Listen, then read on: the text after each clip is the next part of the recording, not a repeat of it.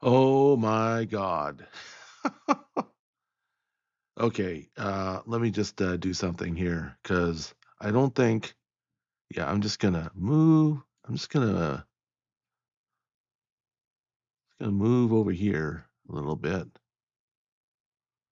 if I can.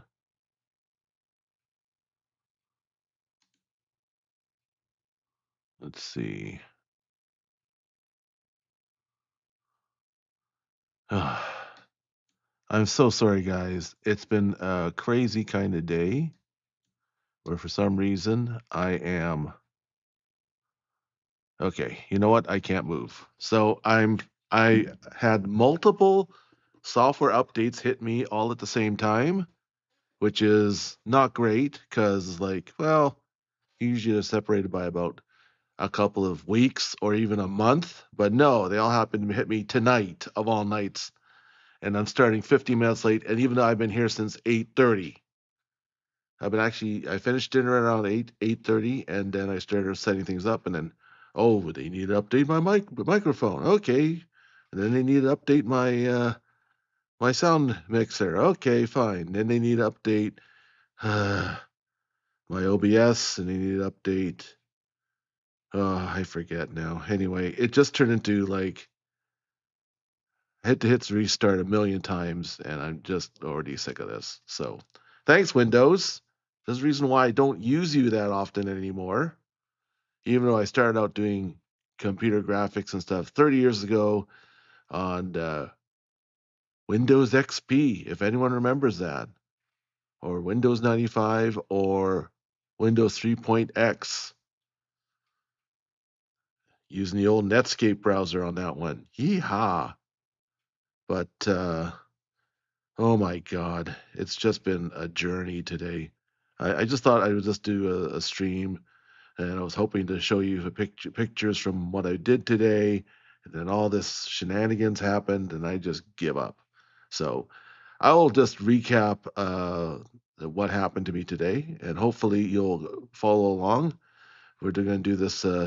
It's like a podcast, except for wobbly animation in the corner. Just think of it that way. This is a podcast. Now I'm a podcaster. Oh, my life dream has been fulfilled. Another one, another one for the bucket list. Yay. Nay. But I did have a great bucket list moment today, and maybe what I'll do is I'll just post it in community posts later. So you can just look for it there, that for that later. And yes, I should actually better my social media presence. Get my stuff posted on other things. I actually have a page on Facebook, believe it or not. Oh yeah, because I'm a Facebook dad without the dad part. Don't ask. It's been an accident of fate that somehow I managed to go through life this long without even scoring one kid out of the whole bunch. So I'll just consider that an accident in the opposite direction. Not like, how do we had an accident and guess what we're expecting in 9 months? Not that kind of accident. It's the opposite. Like, oh, no kiddos. Go figure.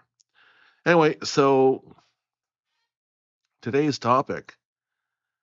Today I actually went to the Fan Expo in Vancouver, BC, Canada, on the west coast of Canada. And for a specific reason, for a very specific mission. So my specific mission was this: to have a photograph with the legend William Shatner of Star Trek fame. Yeah. So growing up as a kid in my little dusty town I mentioned before, where they only like two types of music, country or western, and it actually looked like a Wild West town if you just ventured out to the city just a little bit.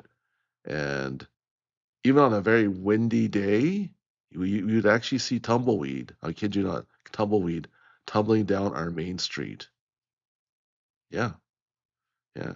So, yeah. So it was definitely that kind of country with a capital C. But in this countryside, I had a wild imagination as a kid. Even to this day, I have a bit of a wild imagination. But I,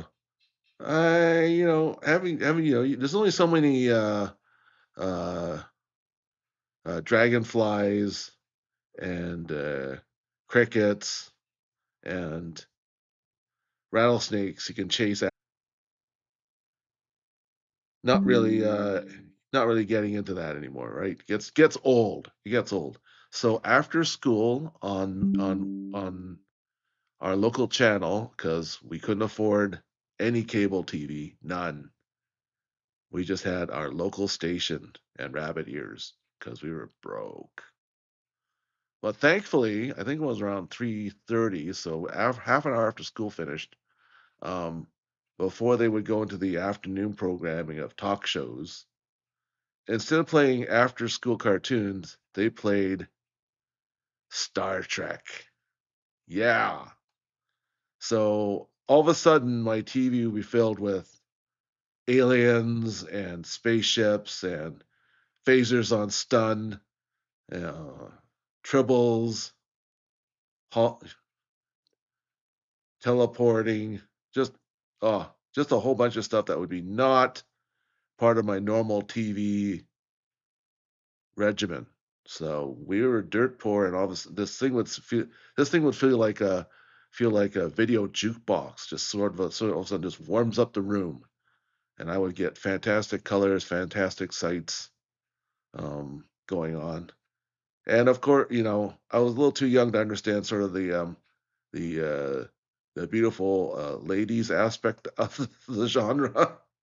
But for some reason, I couldn't help but notice that my dad would sit and watch with us whenever it was a day off of work or something, and he'd watch with myself and the rest of the family. And my mom totally ignored the show. So, all right, it was probably a guy's thing. I mean, hate to put it that way, but it probably was. And we'd watch Captain Kirk and Doctor Spock and Bones do all their and Scotty. I can't give it any more, Captain. That's not going to be the last of my terrible Star Trek impressions tonight, by the way, guys. Just so you know. You've been warned. You've already been introduced to my Scotty. So, there's more coming. Just be warned. Anyway, so watching those shows was really, really a fun childhood memory. And yeah, wouldn't trade it for anything. It really transported me out of the little sandy corner of my town and just took my mind totally elsewhere. I was transfixed and it really invigorated my love for technology and science at the time, being exposed to that. And to this day, I think it still infuses my work in terms of computer arts and that sort of thing, because I wouldn't be such uh, an avid user of arts practices if it wasn't for that. Anyway, um, so we went into the convention center.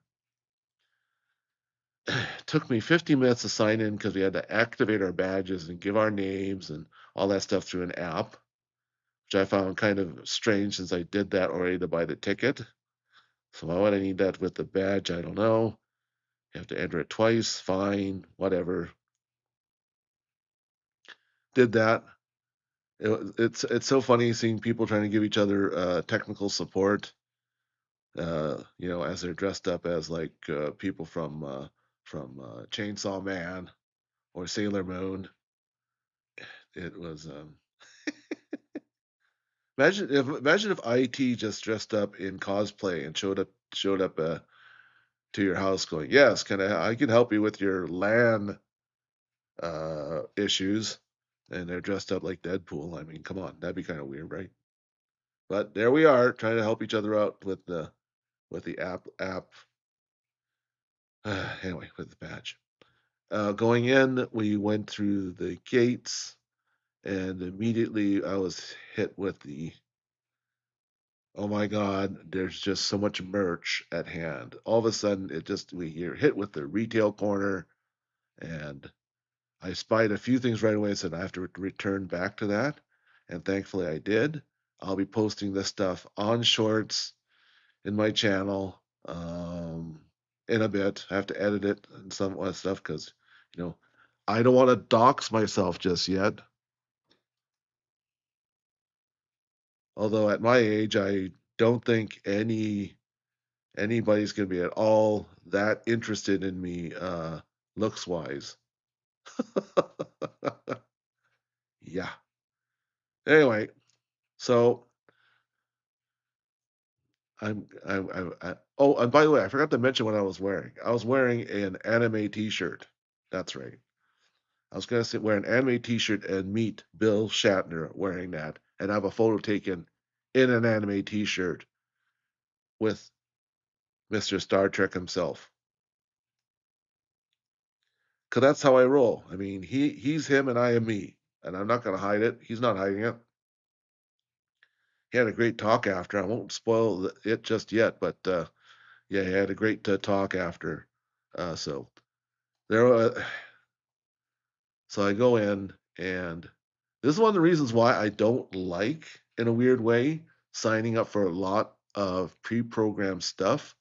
I'd rather just walk around and explore things and take my time. I don't actually like to have my day too pre-planned, but because I don't trust the system. Sorry. Like I said, they can build things that are foolproof. They don't make things that are Yakki proof. Because I have a habit of finding a hole through everything that screws everyone up, despite best efforts. So I go in,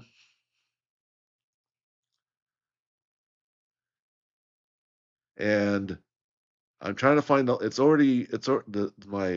My appointment with the Shatner photo shoots 4:30. I've already arrived there around 3:30 ish, and they'll tell me to line up for Bill Shatner over there, and I did. But that turned out for people who actually were doing the meet and greet and having things signed, and that was kind of crazy, right? That was kind of crazy. Um, I actually wanted to do a photo. No one directed me to the photo line. There's no sign saying photo line here and autograph line that way. No, it was all volunteers, and this is why I just say it's not Yakki proof, because volunteers, they think they know what they're doing. They sometimes even have a little bit of attitude and a little bit of entitlement. Well, I'm a volunteer, so I am an insider to this very event. I know because I volunteered at events, and I've also run volunteers for events in my other life. So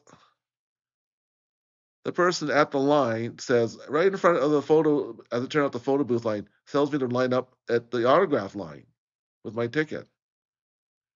And she was already giving me attitude because I was taking photos of the line. She said, "We can't take photos of the guests." I'm saying, I'm not taking photos of the guests. I'm just taking a photo of me as a selfie in the line, right? Selfies are allowed. Yeah, photographing the guests, I get that. But anyway, pardon me. She directs me to the wrong line. I go in the wrong line. And for about 20 minutes, I'm in the wrong line and don't even know it because it's my first time doing this thing, man. And I finally get to the front line. The guy who checks tickets goes, "This is the wrong ticket." I said, "Yeah, well, one of your volunteers pointed me here." And you saw a look at her going, "You did what?" And then she looked going, she hunches going, "Oops." That could have been an extra 20 minutes. I could have like bought a sandwich, bought some merch from some of these fine retailers in Artist Alley, supported an artist, talked up some cartoon voice actor or something. But no, I'm in a lineup for uselessly wasting my time. So I go to the photo line finally. Fortunately, I'm not the back of the line because it turned out that I got there in midstream, and then I finally got in, got my photo with William Shatner. I said to him, "Honored to be here, sir," and he said, "Thank you."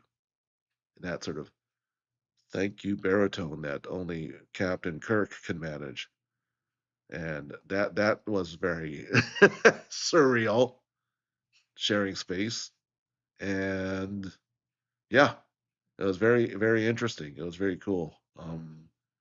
A very cool 3/10 of a second, I think is what it was, because it was very short. He wanted the move line to pick up pace, so by the time he got to me, it was like we're just like I wouldn't say it was like Krusty the Clown level of all right, kid, you've had your chance. Next, right? So it wasn't a Krusty moment, but it was fast. You know, a lot of handlers to for them to sort of make sure the crowd kept keep it moving, kind of thing. And as we exited, the photo prints were ready to be printed out, and got a printout. And at the end of that line, there was another line to get into a frame, which I did because it's going to go into a place of honor anyway. And I'll show you the guys the photo of me and Bill in a frame, of course, without doxing me. So that's going to take me a while to uh, de-dox that photo. Is that even a word? De-doxing? Undoxing? I don't know. I'm gonna say with undoxed. Yeah, sure. Like an unboxing. You don't have an unboxing. You don't have a deboxing. You have an unboxing. So you know what? I'm gonna say undoxing myself on the photo and on the day. So it's gonna take me a while to edit that, and I'll post it hopefully this weekend because this talk was supposed to show photos of that, but OBS wasn't nice. The microphone wasn't nice. Nothing was working nicely. Sometimes nice is a four-letter word. Anyway, so got my photo with Bill, got my photo in a frame, and then that got me till about 4:40, and that still meant there was still about 20 minutes before uh, Shatner himself would go on the main stage and talk about whatever was on his mind. And I'll tell you what was on his mind when he got there. But um, the guy can ad lib. I'll tell you. That's one thing I gotta say is that he would be real fun to be in an improv class. William Shatner in an improv class would be really funny, I think. Just saying. And I'm not just saying that to score brownie points for all the Trekkies out there, but honestly, he'd be great in improv. Anyway, so I had 20 minutes to kill, so I was kind of hungry. I wasn't hungry for during lunchtime. All of a sudden, it really hit me like a ton of bricks. I started wandering around and found long lines for $20 hot dogs and fries. And I'm going, I'm not spending 20 bucks on hot dogs and fries. And it's a long line. I might miss the beginning of William Shatner's talk at the main stage. This is this is this is this is what I mean by you sent me to the wrong line. I could have found snacks or something in the meantime. You sent me to the wrong line. This is why I don't trust lines. I don't trust designed events. Just like less people, more signage, please. Because people can be wrong. Signs don't tend to be wrong. If it's a school zone sign, typically means there's probably a school nearby. Yeah, yeah, you might want to pay attention to that. Um, yeah, more signs, please. Um, so I wasn't going to spend $20 on hot dogs and fries. So I ended up just gulping back some apple juice and a Mars bar.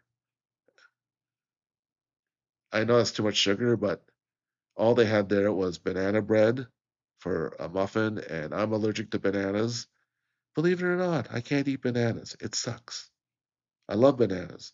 I used to make banana splits as a kid to treat myself in summertime. Can't have any of that anymore. Anyway, so I couldn't eat anything what they offered for a snack for the grab and go counter. So I said, okay, it's a Mars bar and whatever juice I can find. So be it. That's what I did.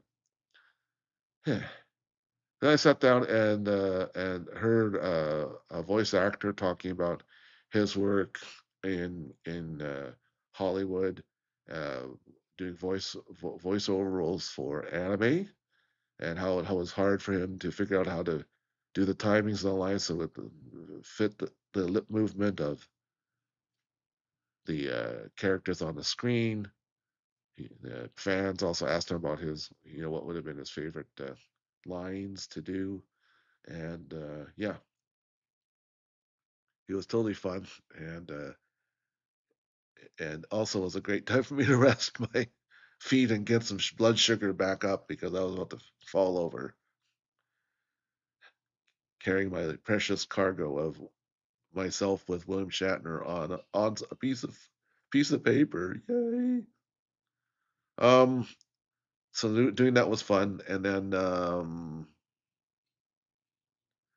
yeah, the funny thing was in the line, a guy he must have noticed me in the photo lineup. This gentleman, about the same age I was, and he asked me if he could look at my photo frame, and I said, "Oh wait, sure, sure," and I showed it to him, and he was very happy because he was going to get a photo with Shatner on later in the weekend. So I wished him good luck on that, and I recounted to him the story of seeing Star Trek Generations, which is the transition film between the Kirk era of Star Trek to Next Generation with Picard. Good work, number one. Engage. Make it so. Earl Grey, hot. Sorry, I'm doing bad Picard impressions now. Beverly. Sorry, I'm gonna stop now. No, I won't. I got bad impressions everywhere, so there might be a doozy coming up soon. You've been warned. A real doozy of an impression. I don't know what the reaction is going to be. Anyway, so told him I saw the movie Generations, which was the transition film where they hand off the Star Trek franchise from Kirk to Picard, and I told him that I saw it on opening weekend in Montreal. I think it was 94, maybe 1994, 30 plus years ago, opening weekend, and is still to this day the best audience reaction film I've ever seen in my life. Because guess which is the hometown of William Shatner? It's Montreal. And in fact, McGill University, which is one of Quebec's preeminent, the province of Quebec's preeminent universities, their alma mater society building is called the William Shatner Pavilion. And that was named through a referendum in amongst the student body one year, and that was the winner. The winner was the William Shatner Pavilion in his honor. So they're big fans of Bill Shatner all over Montreal, and I happened to be studying in Montreal at the time, though not at McGill. That would have been cool, but not at McGill. And yeah, so the reaction of all his hometown fans when he first appeared on the screen was like one of the loudest roars I ever heard in my life inside a movie theater. Like people were roaring. Like it was like the if the Montreal Canadiens hockey team had just won the Stanley Cup. They were roaring that loud. It was just I wasn't ready for that. And then I won't give away the movie because, no spoilers, but the moment when the baton has been passed was absolute silence in the theater. Like it was so silent. Like I've never this the whole evening was just riding on an emotional roller coaster of all these Trekkies in the audience. Um, yeah, like the best movie audience I've ever been in. I was honored to be in that. And I told this guy that wanted to see my photo of this, and he was quite taken aback because he knows the lore of William Shatner. And he said, "Wow, that would have been a night." And I said, "Yeah, yeah, that was like one of the craziest movie nights of my life, and I still remember it." And it's also in that same theater earlier a few months back where I saw Pulp Fiction on opening weekend. So yeah, it was a crazy time to be a moviegoer in Montreal. It was also a crazy time for to be in Montreal because this was a year before the the Quebec independence referendum, and I don't usually dabble in politics here, but I will say this: that same year that Shatner ends his career as Captain Kirk was the same year that the Montreal Expos baseball team was leading the the National League East division, and we're heavily favored to make it and may possibly win the World Series after the Blue Jays had won the World Series. And there was a long hockey strike in the NHL, the National Hockey League, which canceled the season. And Montreal was in the midst of a sort of dynastic move because they just won the Stanley Cup. And I sat there going, with all these three strikes against Quebec, like for the regular folks of Quebec, I wouldn't be surprised if they separate. I said jokingly to my friends now that I moved back to my dusty country town in the West after my stint in Montreal. And a year later, they almost did separate. I think Canada won by less than 1% of the vote in a referendum in Quebec to stay in Canada. So these things matter. You think that's just like, oh, don't be silly. It's just sports. It's just this that. No, no. These things on their own will not cause you to say, hey, we separate. But in its totality, it just feels like such a bummer moment that they might as well just say, well, F this, I'm out of here. Just saying. Um,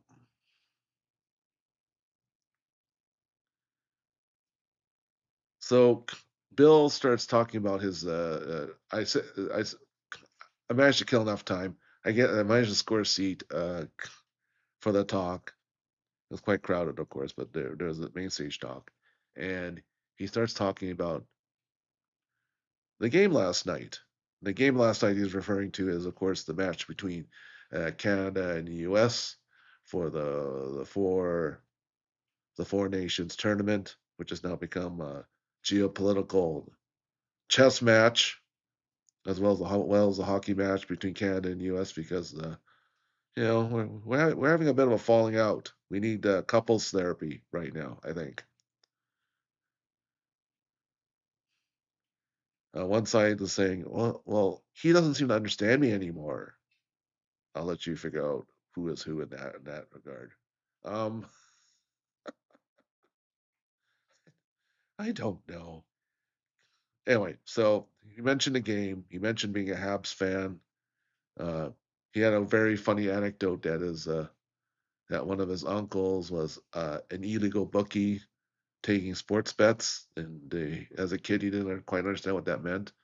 But all he knew was that his uncle took him to one game, and he said, "If they win this game, I'm buying you a bicycle." And of course, all of a sudden, young Bill Shatner's going, "Oh, really? Well, I hope they really win. I want that bike." Then dramatic pause because he's Bill Shatner. He's going to do a dramatic pause. Then they lost the game. No bicycle, no bike. And that's when he realized how crazy gambling was. That you could have your hopes set so high on something seemingly, shouldn't be preoccupy anyone's uh, heart and spirit to that extent, just to make it interesting, I guess. Um, and then he shared an anecdote about what was it? Oh yeah, in his recent trip to Antarctica. So he went to Antarctica. I suspect it might have been for a project, but he didn't say. I suspect it's some kind of project. And he mentioned that the craziest thing about Antarctica is that you look you look 1,000 yards one way and it's filled with 10,000 penguins. You look hundreds of yards the other way and there's just nothing except icy hills that just look the same to each other. You just don't know where you are at all. He also recounted the three Antarctic explorers and how their temperaments really determine the success or failure of their missions.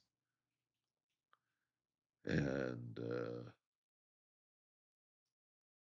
mentioned that Roald Amundsen, the Norwegian explorer, was the first to succeed coming back from the South Pole alive because he had actually lived with the Inuit in Canada at first to get acclimatized and learn tricks from them, and managed to yeah get get there and back alive.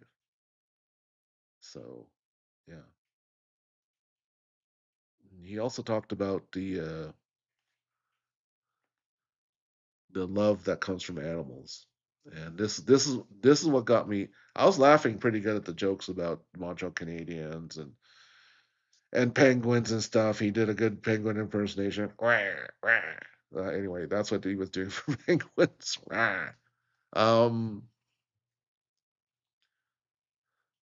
but he was also talking about something about love. He talked about how a veterinarian friend of his was because he owns numerous house pets and horses. I know he had a stable in California.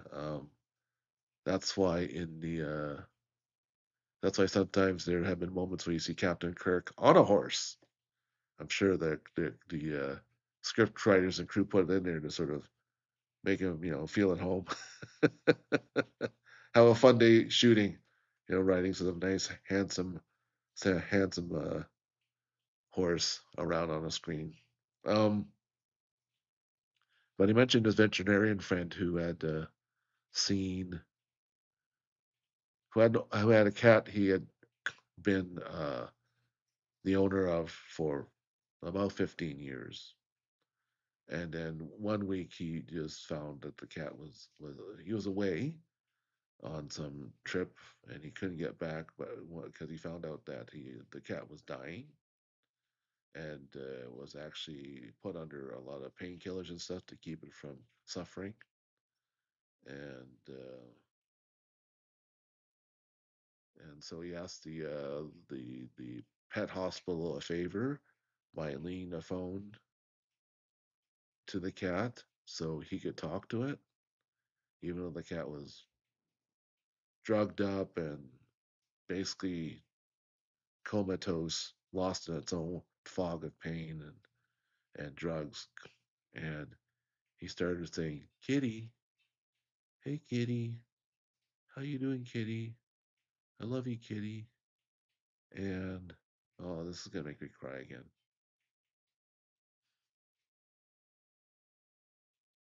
Uh,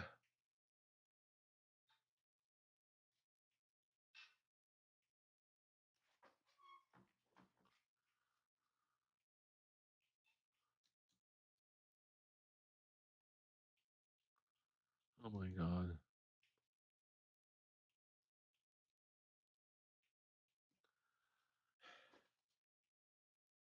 cat said, "Rrrr, rrrr,"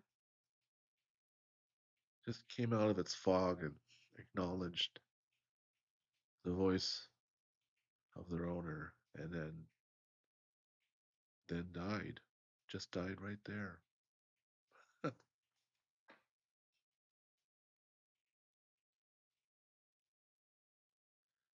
And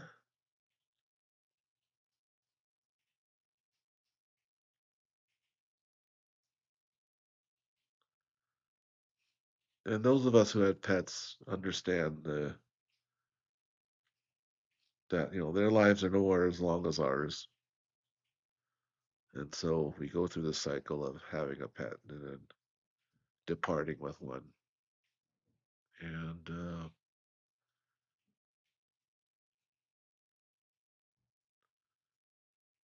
knowing that we won't get that kind of we'll find love again, but we won't get their kind of love again, and hopefully they think of that of us.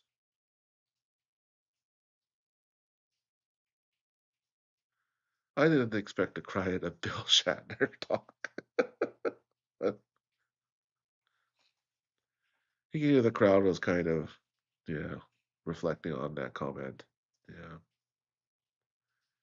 that was beautiful, Bill. Thank you. Just reminded me of my old pets. That's the one thing that my place is unfortunately lacking is room or allowance for pets. So if I ever get a chance to move into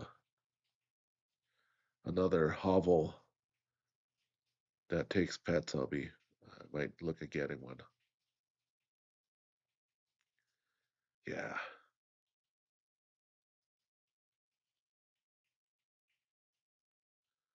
yeah. I might be middle aged, but I still got more than enough energy to take care of another pet in my life.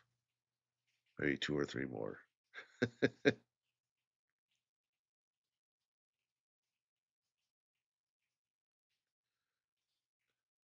They also just remind us of nature, right?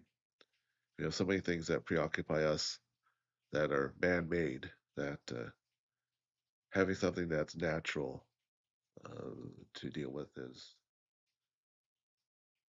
a good skill to have, and it's a good way of demonstrating love.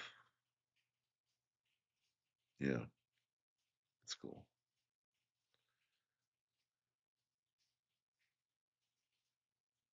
I also liked how Bill basically roasted the audience by saying, some people, someone would come up to the mic and ask a question like, "Oh, I just wanted to say to you, Bill, that I consider you the best Star Trek Starfleet captain of all time." And people would clap. And then Bill would look at the audience with sort of a frown and go, "I don't think everyone clapped to that, though. Weren't you all clapping?" I think some people were holding out.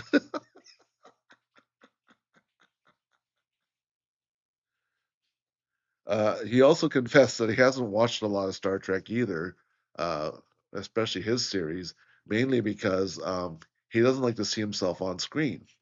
I think we all kind of suffer from that, except for us VTubers. I'm sorry, people. I look nothing like the person you see here on screen in real life. Yeah, my hair ain't green with gray flecks in it. No, sorry, man. Yeah, but I like to keep it that way. But I think it's a pretty cute character here. I like it.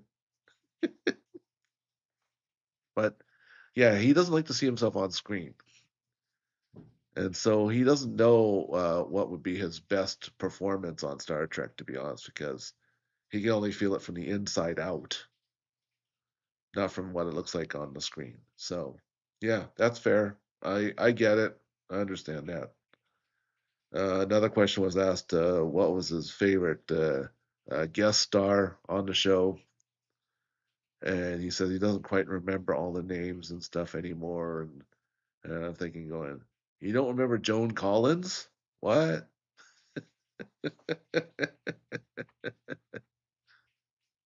You don't remember? Hey, come on. I still think it's cool that Ricardo Montalban reprised his role of Khan in the Wrath Khan. My still number one favorite Star Trek movie of all time is The Wrath of Khan.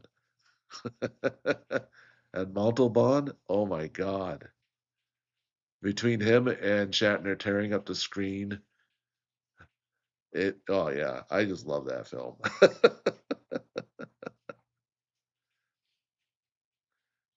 Yeah, yeah. It's such a cool film. I love The Wrath of Khan. Comment below if chime in which one's your favorite Star Trek movie or your favorite Star Trek episode. TOS, for those of you who don't know the parlance, TOS means the original series, or any of its other iterations, right? So Earl Grey, hot. Other iterations of the Star Trek franchise chime on in. Um, yeah, that was uh, so I'll post some pictures and video of my time with Mr. Shatner. Uh, but to sort of go through the rest of the expo, um, I couldn't resist, man. There's um there's something in currently that comes up in fan expos because of its uh, growing uh, share of the anime crowd in their fandom audience. Um, some Japanese pop culture things are starting to pop up more often. And of course, you got the merch, you got the acrylic standees, you've got the pillowcases, you got all this stuff, right? But they also have crane games. Oh man, my first trip to Japan 2 years ago, I think I spent 3 days in Tokyo playing crane games. Like I just wanted to get out of my system because I knew that if I go to Kyoto or Fukuoka or Osaka or Nagoya and didn't get that out of my system, I would end up just spending an afternoon each of those cities playing crane games. So I just said, nope, I'm just gonna play till I'm sick of it. Till I know they're a flippin' ripoff. and, and just get so frustrated I can walk away. And now my control over crane games is great. I can just walk by them, no problem, whatever. Right? I can just think about it for a second, and I only spent maybe one short evening in Asakusa in Tokyo playing crane games. I'm happy to say. So my addictions got knocked down considerably. The reason I'm saying this is they had crane games in this fan expo, and I couldn't resist. It's like, well, I'm still under budget. I can afford to blow $10 on this crane game token thing. Yeah, didn't get anything though. But it was $10. So if I was willing to spend, I don't know, 50, I might have been able to nail the toy. But there's plenty of other merch that I could have bought 2 items for $50. Like, and without the agony of trying to fish this thing out of a box with some weak claws to pick at it. So I think it was time better spent. Again, I spent 20 or 30 minutes in the line I shouldn't have been. So if I didn't spend enough money in that event, it was their fault. They kept me for spending for 30 minutes straight. How dare they?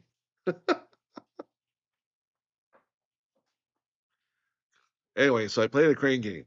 That was great. Um, I walked through Artist Alley, and unfortunately, the only artist I wanted to see, his chair was empty. Apparently, his plane got delayed or something. Was Tony Grummett of DC Comics fame. So I wanted to see Tony Grummett. I didn't come to the show just to see him specifically, but it was one of those. It'd be nice to meet and talk with him uh, if I was there, but he wasn't there. So, uh, you know, the only big DC person I ever met at a comic show was probably editor Mike Carlin, and that was at the Emerald City Comic Con in Seattle, and that would be, geez, 20 years ago now, so in the 2000s. That would have been my last time I've been in, and that was still when it was a Comic Con. Uh, the most anime thing there was, maybe one table of of Viz Media, and the only Japanese artist that I knew in that whole thing was the artist for Usagi Yojimbo, so Stan Sakai, who's a Japanese American. Great stuff. I loved Usagi Yojimbo. It's a great comic book series, but yeah, definitely not native to Japan though. So the scene is totally different now. I wish I had the skills of a cartoonist that I had as a young person, but as a young person today, because I would have had a lot more Japanese material to work with. Like I said, I was in the middle of basically a cow town in the middle of nowhere with no internet back then, and oh man, the only sort of semi-regular Japanese cartoon I would ever see was Doraemon, as they say here in North America. Hey, you ever see that cute blue thing called Doraemon? Yeah, well, that's Doraemon in Japanese. Okay, so Doraemon.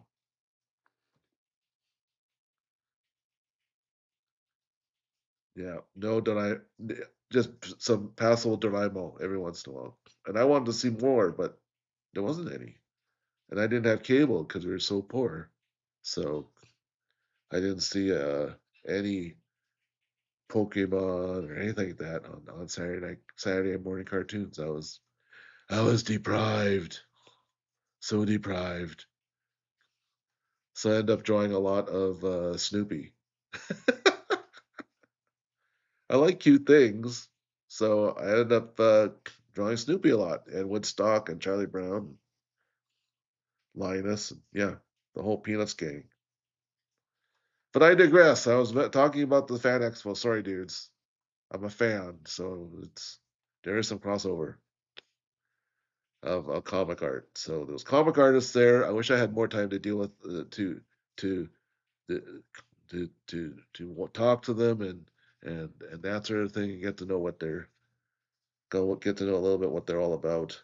I didn't have time though because I had the show ended at 8:30 and I had to stream at 9.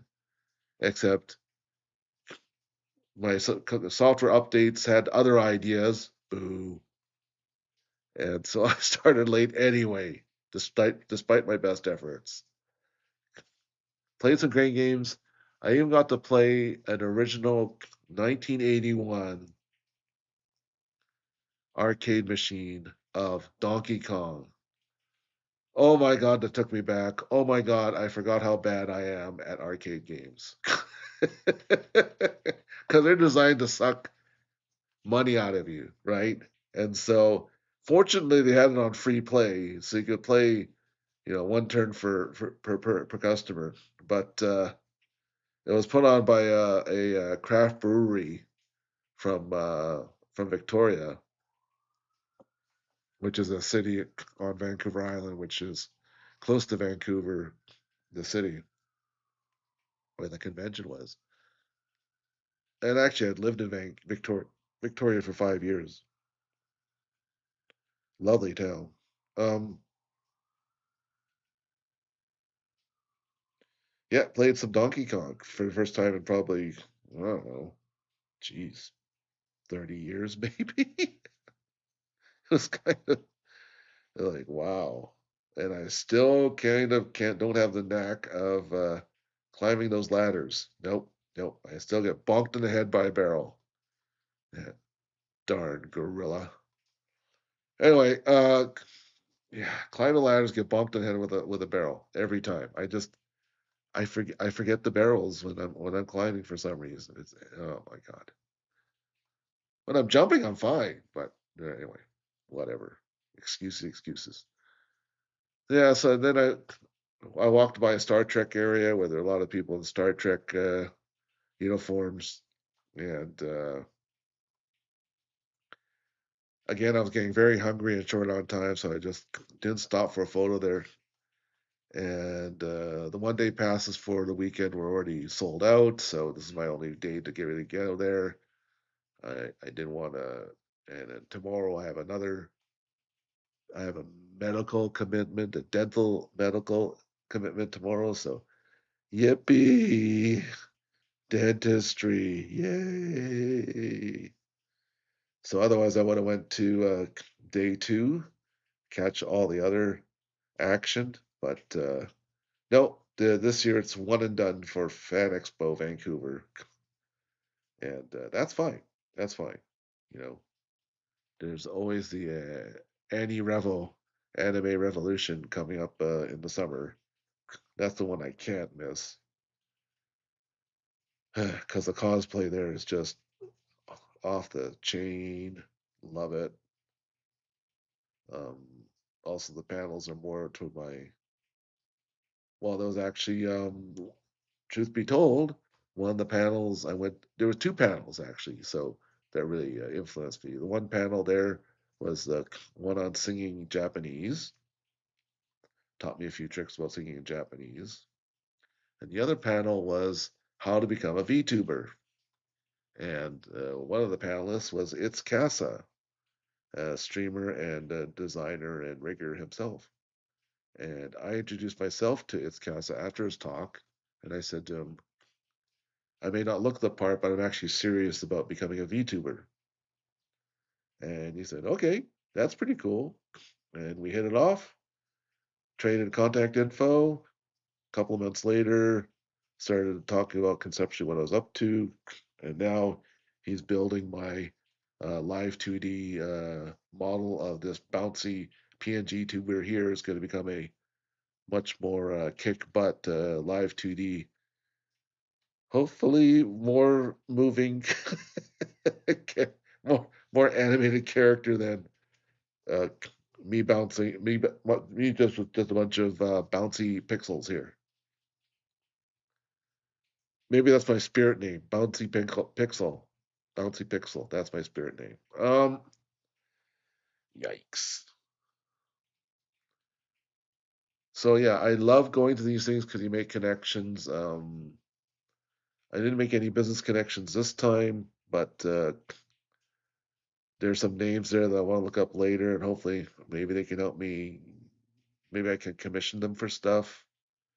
Yeah, just some ideas of where to commission stuff.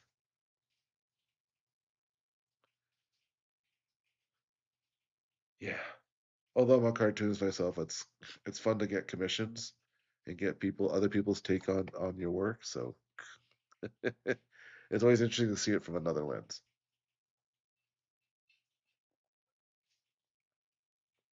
And if you want to make even trolling or roasting drawings of me, as long as they don't fall under some very bad code of conduct violations, like just think, is this going to get me talking to? If this was a company, would this give me a talking to with the an afternoon in HR? Then no, I'm not interested. However, I don't mind to be just like a coffee bean and be gently roasted. That's fine.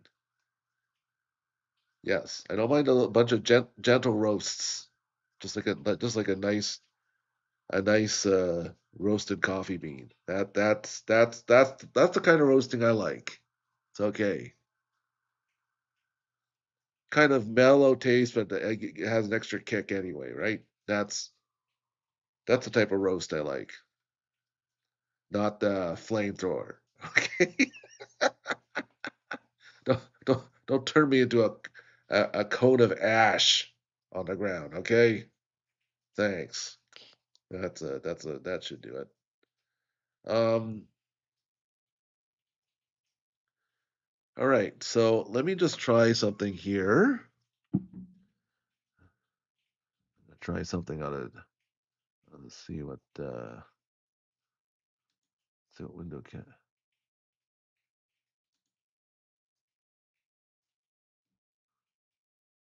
Give me a second here. I'm just going to switch screens for a second.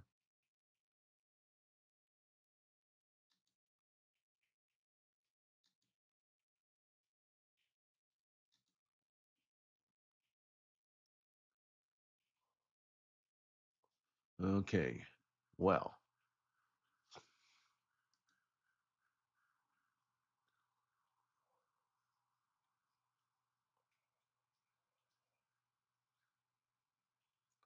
all right. So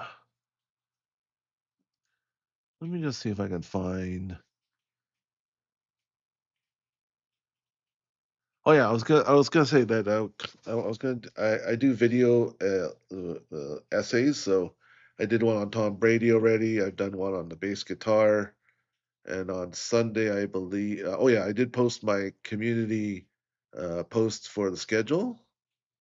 So just check it out. I'm trying to stick to this week's at 9 o'clock times just because I'm getting again uh Fan Expo and then dental work, and I want to give myself a lot of time because I don't know after dental work what type. I don't care as long as I'm not screaming in pain. I will stream. So if I talk like this tomorrow, you'll know why. Because I got something there. I got cotton balls in my mouth or something. It's all frozen in there. Things might be frozen in there. Um,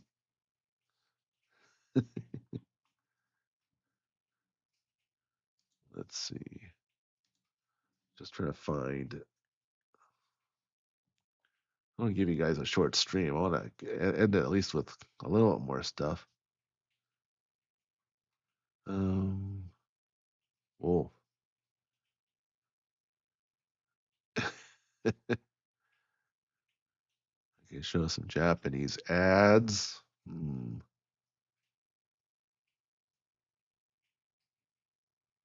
Can react to that.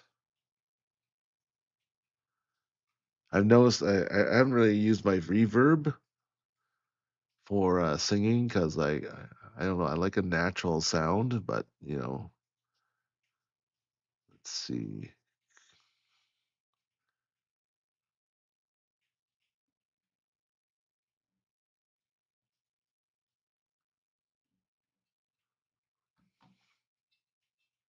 Let's see here.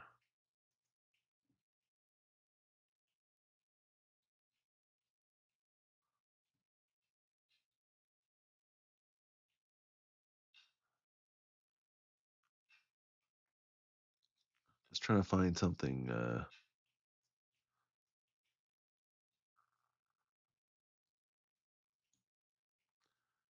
Okay, you know what? I haven't played this one in a while. Um, I actually do video essays in my other work on my own time, and this is other people's work, so it's not like I'm taking credit for any of this. What I will take credit for is curating all this, and this will become a playlist that'll be made available to the public. Let's see. I haven't done this one in a while, but it is one. I have a soft spot for this one. Let's see. Um, Here we go. Let's see if I can get this up on my OBS. Oh, come on, dude.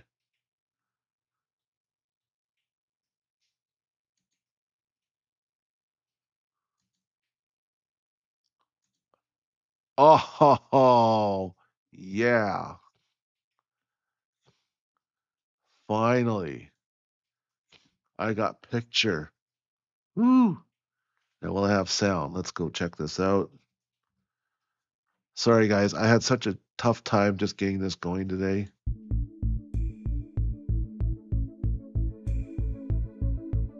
All right. So, okay, I'm doing this. I don't care. I'll do another video thing on the weekend about classical instruments and pop music. But we're going to be studying Iceland right now. Oh man, this is one of my favorite video playlists I ever put together. This is a time-lapse photography of landmarks of Iceland, and then we'll go into the humorous aspects and how it also punches above its weight class. It's such an interesting little country, and it's so fiercely independent that even Donald Trump doesn't want to buy it. There you go. That's how we go. It should not be confused with Greenland, right? Or Finland. Or Lapland. This is Iceland. Wow! Look at that geyser. By the way, the word geyser is a Icelandic word. Did you know that? So that's an Icelandic word that we use in our language. Just like tsunami has become adopted around the world by countries around the world that aren't Japanese. Geyser is an Icelandic word. Did you know that? Look at that. This is definitely another bucket list world that I definitely want to partake in. Oh, look at these views. Oh, look at that.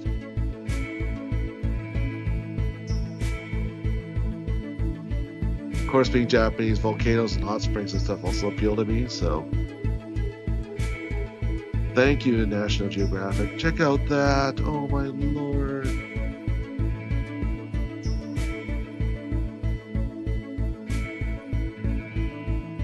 Imagine staying up one night and watching that in the night sky. Oh my.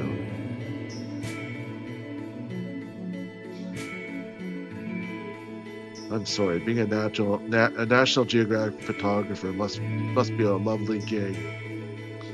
Except for hauling all that equipment around in minus 30 degrees, but whatever. So some of this stuff might get doxed, not doxed, copyright struck. Here we go. So in the archives, this might get the hardest karaoke song in the world. Karaoke. This is the A to of Iceland, so try to sing along. This is the A to of Iceland, what could possibly go wrong? I start my day with coffee, or coffee's what we say. I pour a little milk in and feed my horse some hay. I look out the window to see if there is soul. I eat my morgun matur and sit down in my stól. This A is kind of awesome, no matter what you see. There's hver list and jöklar and vinir you can meet. So pack your töskur, Iceland has it all. Austur to vestur, just don't look for help. This is the A to of Iceland, so try to sing along. This is the A to of Iceland, what could possibly go wrong? Sundlegar are cozy, I've klæðast all the way, but don't forget sundskýla before you go and play. You might see a torfbær or hike in the fjordgarð, and you must say hi to Willi, because that is my dad? Pappi. And you can rent a bílaleigu. Enjoy the drive on Hringvegurinn. Be mindful of malarvegir, and don't track on the moss, it grows back so slow, like 70 years. This is the A to of Iceland, so Try to sing along. This is the A to F of Iceland. What could possibly go wrong? Since the upphav alda, the sheep has been around. Vinaleg and gracious, every man's best friend. We cuddle them and klappa and then take all their goods. We wear them like the kappa and they've always kept us full. This is the Cousin Vinny, what happened to you? Iceland. So try to sing along. This is the A to F of Iceland. What could possibly go wrong? This is the A to F of Iceland. Iceland. Oops. Man, sure. A to F of Iceland. You just sang the hardest karaoke song in the world. You speak Icelandic. You can even say plokkfiskur. You're almost Plokkfisker. an Icelander. Or almost. Seriously, it's a lot of paperwork. Just come and visit. I'll fill out the paperwork. Sure. Everyone knows about Iceland's impressive wonderland of beauty, but intertwined with the glaciers and the volcanoes is a special cuisine worth sharing. Inspired by the simple ingredients of the island, traditional Icelandic cuisine is uncomplicated but cozy. And today we are going to give it a try for the first time ever here in Reykjavik. We hope you enjoy our first video in our Iceland series. So let's grab our coat and head out for brunch. Yeah, Chad and Claire, they're so cute. Oh.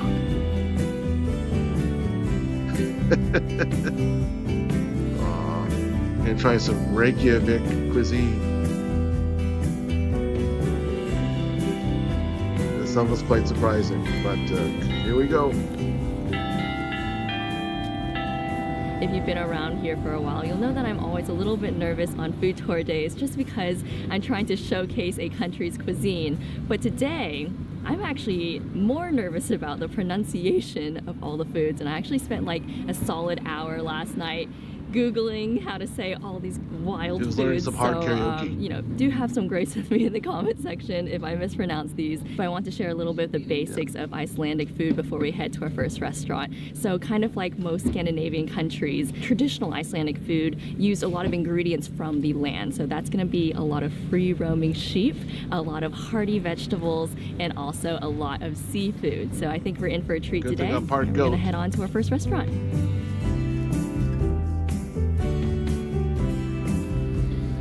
The very first thing we're trying today Cafe is actually Loki. a drink, and this is appleseed, and it kind of looks like an orange soda. So let's give it a taste. Very solid. It tastes like an orange Fanta, but I really like the bottle packaging. I think it's very unique. Here we have a roasted Icelandic lamb shake, and something that's so special about the sheep here in Iceland is that they have free-range diets, meaning they get to drink delicious glacial water and dine on fresh plants and berries, and so their meat is very, very good.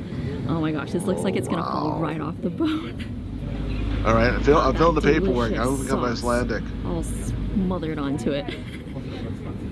It's like a Thanksgiving feast right here. This is amazing. My mouth is watering so much. The skin. Oh, it's just.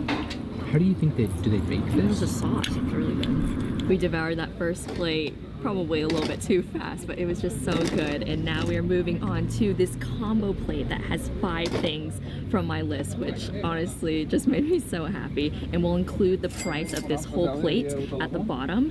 And so let's talk about this one here first. This here is plokkfiskur, and this is the national stew of Iceland. It is a fish stew made with either Atlantic cod or haddock, and it's mixed all in there with some hearty vegetables, so things like potatoes and onions. And then of course you've got a very delicious white sauce to combine everything together, and it is sitting on a thick piece of rye bread, which I'll talk about in just a second. But let's give this a taste. They have unique rye there. I think the first thing I want to comment on is just how good that rye bread is, but that stew on the top, it's just so cozy, and it would be like the perfect pick-me-up after a long day, especially out in the cold. This is amazing. I've just never heard of stew on a piece of bread. I haven't either. Pretty awesome. So this rye bread is not like typical rye bread that I've seen. It reminds me of like a gingerbread. Isn't that so good? Mm-hmm. That's really solid. Wow. Obviously, we think this rye bread is complete magic, and in Icelandic, it's actually called withe. And this is a traditional dark rye bread with no crust, and it is a staple to the Icelandic cuisine. And traditionally, it is baked in a wooden cask that is buried underground, just a couple centimeters away from a hot spring. That is very, very unique, and it makes this delicious, dense bread that's just a little bit sweet. Underground? Yeah. Whoa. It's like a hot spring rye bread. That's so cool. Yeah. Isn't that baked amazing? underground. I love it. It's so moist. Next up on our combo plate is harfiskir, and this literally translates to hard fish. It's an Icelandic delicacy of dried fish, and Icelanders just love to snack on this. We've been recommended to eat it with some butter. The feeling of this is really interesting. Kind of reminds me of hay. Like, it's very dry. It kind of falls apart in your hands. The first thing I definitely taste is the butter, of course, and you actually have to chew it a little bit to get the taste of the fish to come through, but the texture is so interesting. Also, I thought the fish would be like extremely salty, but really there's like almost no salt on it. Next up we have hongyal, and this directly translates to hung meat, and that is because it's a smoked lamb that's hung in a way that preserves the lamb meat while also increasing its flavors. And this is actually the preferred meat for the Christmas time for the Icelanders, so it must be really, really good. So I'm having it on some rye bread, and it's just an abundance of smoky flavor, and the meat is just so tender. It's almost like a smoked ham, but a little bit richer because of the lamb meat. But that is so delicious. Now we've got two things that have been recommended to cured be lamb. consumed together, and it might be one of the most daring things on our list today. Oh God, yeah, here we go. Talking about this one. So this is haka, and this is a fermented shark meat. And actually, a lot of locals here don't really like it, but it's just really emblematic of the Icelandic heritage because their ancestors back in the day would eat this because it was one of the foods that could actually survive the harsh winters here. And I don't know if this is TMI for a food tour, but back then they actually used to ferment it with urine, and then they would place it underground. But of course, that practice has been outdated, thankfully. And so today we're going to try some fermented shark. And you're supposed to follow this with they use ammonia this here, now. which is Brenavine. It is a Not that it strong sounds, schnapps made you know, from that much fermented better. grain, has absolutely no sugar in it, and it's been a part of the Icelandic culture since the 16th century. And it has the nickname Black Death, so this must be very, very strong, and I'm actually actually so nervous to try it. Our server said to start with this, chew it for about 5 seconds, and then shoot back some of this Black Death right here. Shark time. Whoa, whoa, whoa, we gotta choose it. You're ready to consume that shark. Cheers! Cheers. Oh, frick, man. Actually, that's not bad. It's like cottage cheese or something. It's peculiar to me. Alright, let's shoot this back. He's not digging it. Oh, that's actually not that bad. Claire's okay. He's That went not down digging extremely smooth for me. it. Chad, I'm sorry, it's Chad, Chad is right? struggling Yeah, on the it's other Chad. hand. He This does shark not. Chad's feeling Shark some sort of attack. way Yeah, from the shark is very confusing. We are Shark now attack. in dessert territory, my favorite time of day. And this here is rhubarcis, and this is a rye bread ice cream. So apparently Oh, Icelanders right. really like ice cream. There are actually ice cream shops all around town. So this kind of mixes like their traditional I know, foods it's like with Canadians their liking modern Slurpees delicacies. So ice in the middle cream of and rye winter. bread, it can't get better. I'm getting some like very warm notes, so kind of tastes a little bit like caramel, a little bit like cinnamon, very autumnal flavors. We also have klena, which is said to be the most popular pastry here in Iceland, and it kind of looks like a donut mixed with a croissant. So this is a twisted donut that has cardamom, nutmeg, and sugar. Definitely a lot denser. It's almost like, it feels like a pretzel mixed with a donut. Very good. Pretzel donut doesn't sound bad. Better In than case you guys fermented didn't shark realize, meat in urine. view. Amazing. I've been hiding the view from you this whole time. Very honestly, I don't think we could have asked for a better first meal here in Iceland. And the Icelandic cuisine just reminds me very much of holiday food. And I said this over in Finland as well, but just like the combination of the cinnamon, the roasted lamb, the fish stew, and the rye bread. I mean, it just brings me right back to the holidays, and it's just cozy vibes all around. Yeah, and it was honestly really shocking for me being here in Reykjavik. It didn't feel like we were in the capital city of this country next to one of the most iconic landmarks here. I thought it would be swarmed with tourists and people, but it felt like we were just at like a little cafe in a small town. Yeah, it really does. And also, even though we are in the city, the nature is just so intertwined with it all. And I love that we're feeling autumn for the first time in so long. For the past 2 months, we've been in France and Italy, and it's been hot. The heat wave. Brutally hot. And so it's just really nice to be breathing in crisp autumn air and very fresh air at that. But I think while we digest our food, we're going to explore the church that's behind us, as well as walk the streets of Reykjavik. Pretty unique architecture there, eh? There's definitely echoes of Gothic. I'm so excited to hear Chad try to pronounce the name of this church. So the church behind me is called Hallgrímskirkja. But this church was actually designed back in the 1930s, but it was not actually constructed until like 30 years ago. But it was designed by one of the most famous architects here in Iceland, and he was inspired by the basalt columns that you find naturally occurring here on the island, which you can see on the columns that go up along the church. Honestly, I'm obsessed with this building. I think it's so cool. I think it perfectly captures like the Nordic history, while still having this modern feel, all with the church. So I think we're gonna try and head inside and see what it looks like on the inside. What? Oh, that's cool. Wait, the organ.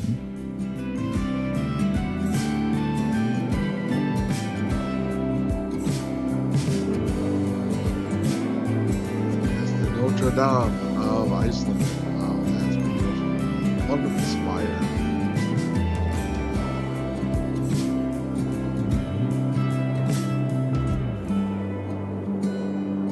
We've been walking down the main road from the church, and suddenly the roads have turned to a rainbow, and it's very, very colorful. It's lining the rest of the street. Conveniently, we are seated right next to the rainbow road, and I've ordered us 2 hot soups because it is getting chillier.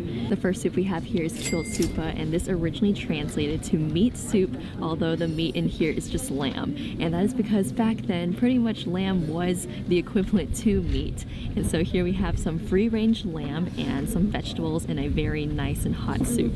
It's actually very, very hot. I feel like I don't have lamb soup very often. It's usually like beef or chicken, and so this is a really interesting taste that I actually haven't had in a soup before, but it is very good. Next up we have uhmasupa, which is a lobster soup, but it's not any kind of lobster. It's actually this very tiny lobster that's called a langoustine, and if you look at them, they actually look like shrimps. I think they're so cute. That is like even bouncier than a shrimp. I didn't think I could get any bouncier, but I have been proven wrong. This is really good.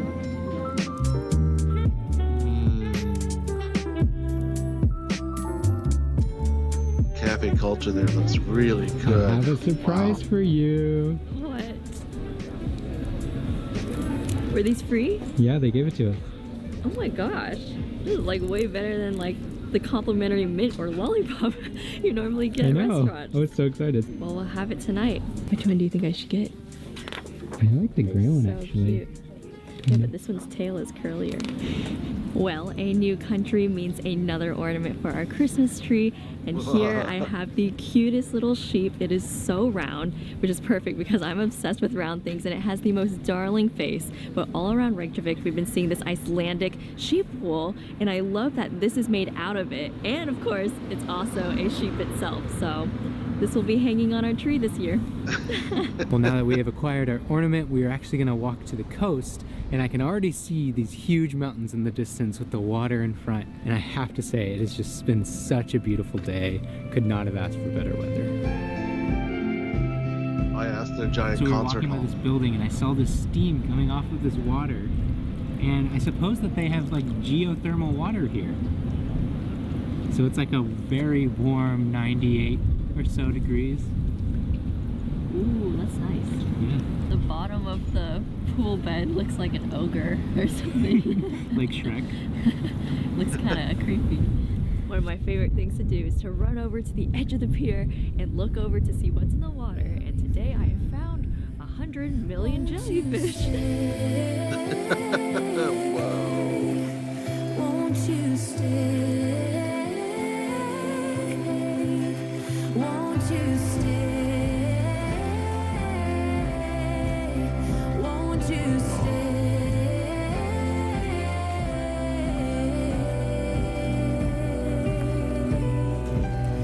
Won't you stay? Sorry, I'm getting emotional, guys. It's got me in the feels, man. Let's see. All right, I guess it's hot dog time. This Yeah. here is Pilsner, and this is a famous Icelandic hot dog that's made from a blend of beef, lamb, and pork. And this place that we just went to called Bilherren Bestu Pilsner has been open since the 1930s, and they make this very special hot dog. And so today we've got it with this really delicious sweet brown mustard and then also some remoulade. So let's dig in. Here we go. Nathan's of Iceland. Here we go. That's pretty good. That is a good hot dog. Also, I forgot to mention, on the bottom there's some fried onions as well as raw onions. Yeah. Oh, Wow. both. Nice. It's like what you'd imagine in your wildest dreams for a really good hot dog to taste like. That mustard on the top, it makes it. With the onions too. Nice and crunchy. Guess who's in line for another one? All right. It's hot. Wow, it is Quickly, like stuff it in. really warm. Oh yeah, Chad ate like his entire half in one bite. I did not. Let's see if I can go as big as Chad. Bigger, bigger. Don't get any napkin though. Wow, never seen you eat that big of a bite. Is it as good the second time around? They do a good hot dog. Wow. We have made it back to our Airbnb to try what is said to be the best thing from our food list. So we did save the best for last. Da, da, da, da, da, da. Here we have sker, and this is an Icelandic yogurt. You can put all sorts of toppings on it, eat it however you'd like. But we are eating it au naturel today because we want to really taste the yogurt itself. Ooh, very thick. It reminds me of Greek yogurt, but like more cheesy. Extremely thick, very creamy. Be even better with honey and blueberries. We ate more things today than we've ever done in any other food tour. We actually ate 14 different Icelandic foods, and honestly, we really loved all of them. So I just can't wait to keep exploring this country. If you'd like to see our Iceland series, which is going to be coming out very soon, I guess it's already coming out because this is the first video, please hit subscribe and join us as we travel to 50 countries around the world. And as always, Fermented a very, shark. very deep and heartfelt thank you to our Patreon family for supporting us through everything that we decide to do. Thanks, and Claire. for cheering Thanks, us on. Chad. With that, we will catch you in the next Iceland video. Bless. What is that word? Bless. Bless up. Bless is bye in Icelandic. Bless, bless. Yeah, no context there.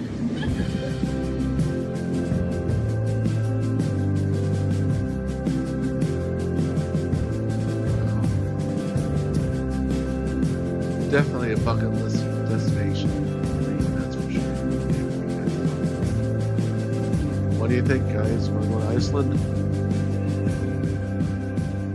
Or what else is your bucket list travel, though? Like, anyway. Iceland's incredible. It's part of the mid-ocean ridge that's been pushed up from the ocean bottom by a giant volcanic hotspot. It's one place on the earth where you can go and see what it's like to be on the bottom of the ocean, but you're still on the surface. Bob Bauer Ballard has come to Iceland to investigate a crack in the Earth's surface, where the land is literally splitting in two. Normally, Bob needs high-tech equipment to access these deep underwater openings. But in Iceland, he can swim right through one. Boy, that's truly amazing. I'm literally at the boundary of creation in Iceland. On my left is the North American plate right here. I can put my hand on North America. I can reach over here and put my hand on the Eurasian plate. And this is the very spot where the Earth is spreading open, about an inch a year, about your height in your lifetime. Iceland's landscape reveals just how much the Earth is shifting right beneath our feet. Giant cracks line the Earth's surface, and below are 4 constantly moving layers. 3 solid layers and 1 liquid. The crust, the mantle, the outer core, and inner core. The Earth's inner layers act as the engine room that fuel the rest of the planet, shifting tectonic plates and spitting up molten rock in the form of volcanoes. What people don't realize is that our planet is riddled with volcanoes, but they're almost all hidden beneath the sea. Literally thousands of them down there. These underwater volcanoes produce hot spring geysers known as hydrothermal vents. For a closer look at these, Bob uses underwater drones. The seawater that's roaring out of the vents, it's superheated by red-hot magma to over 400 degrees centigrade. And it's volcanic activity like this that can bring life to the Earth's surface. Bob has seen this firsthand on one of the world's newest natural islands, Surtsey. 27 years ago, I was privileged to witness a truly This was crazy. primitive event, the birth of new land from a wild ocean. Just south of Iceland, Surtsey burst from the ocean floor in 1963. In the decades since, it has transformed from an undersea volcano to a mile-wide island brimming with life. Amazing. Look at this. I mean, this is so different. My goodness. It's like I'm on another island. When I was here, this was all barren lava coming out of that crater up there. This Looked pitch like black that ash. crater. This is younger than me. This island is younger than I am. Wow. Surtsey is a reminder of the molten lava roiling below us at all times. Always moving and ready to make its way to the surface. I know it's really hard for people to grasp the concept that the Earth is alive. But we're on a creature that's been around for billions of years, constantly changing through its life. Don't think of the Earth as, as just sort of this random rock in space. It is living, breathing creature.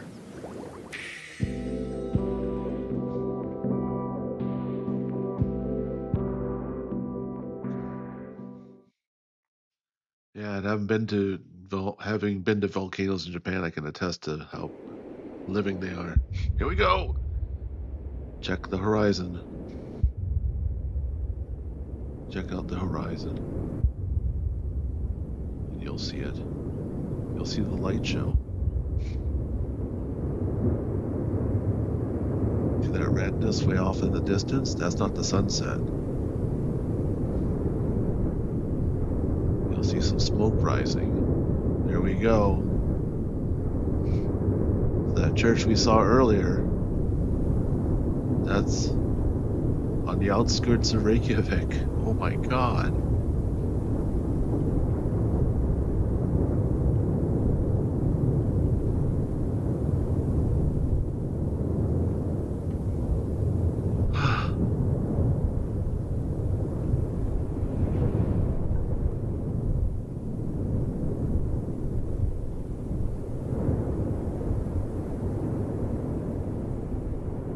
That's so beautiful and it's so dangerous. Unbelievable.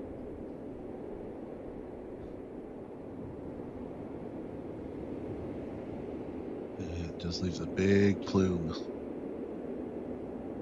Oh my god.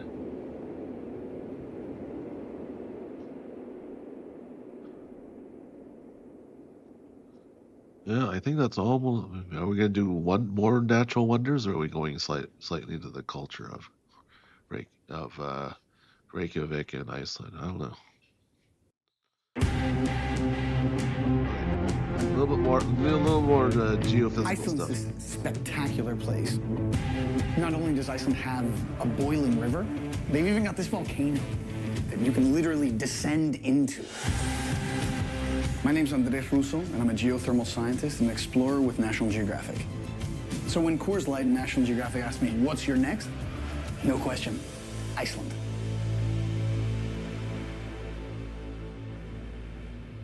These are the areas that we want to hit. So we'll be in Reykjavik first, but then the volcano that we go into is around about there. This place is just a wonderland for anything geologic. So in 2009, my plan was to move to northern Iceland. I had gotten a full-ride scholarship to what was my dream school. Then I met Sophia, and that's where the dream school lost out to the dream girl. I was worried that we'd never make it to Iceland. I thought this is too good to be real. And this is not a cave. It's a lava tube. This was created by a river of flowing lava. It melts down deep enough to where it's the cool, kind of like a freezing river. You could really see where the lava was just flowing through here. It keeps going. Wow, look at this. What are those? The direction in which the lava was flowing. Ooh. Welcome to your tropical getaway.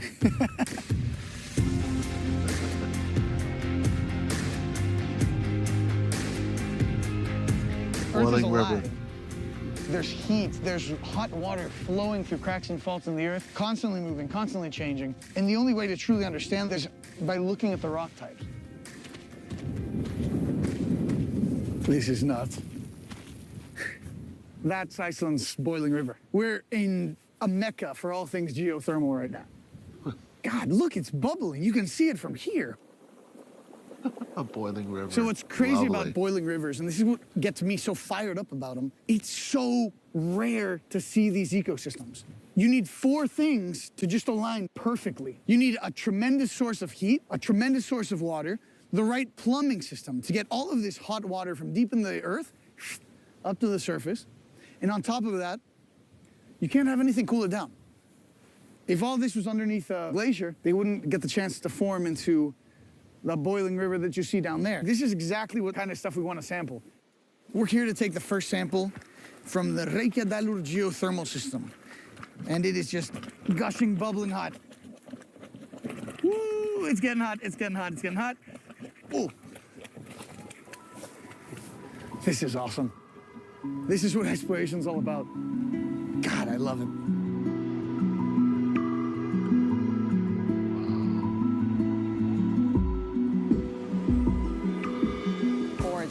It really is. Look, it's bubbling up over there. There it is, geyser. This is just a geothermal wonderland. And that is the original geyser. Actually, we get our word geyser from the original Icelandic word geysir. That's right, geyser. From there. They say it's 80 to 100 degrees C. The temperature gets so high that that water flashes, and then you see that geyser shooting up. Oh, it's bubbling again? Yep. Okay, it's about to happen. Yes.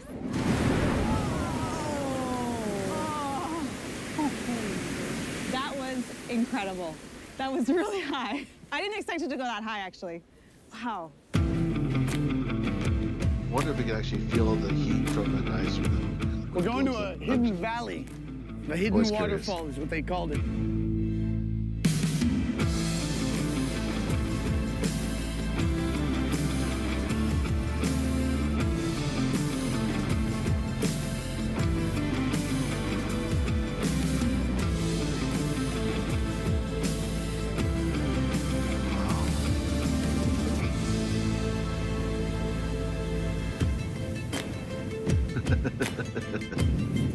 Look at all that moss. My lord. Wow. We flew over the coast, which just really showed just the vastness of everything and all of the different landscapes.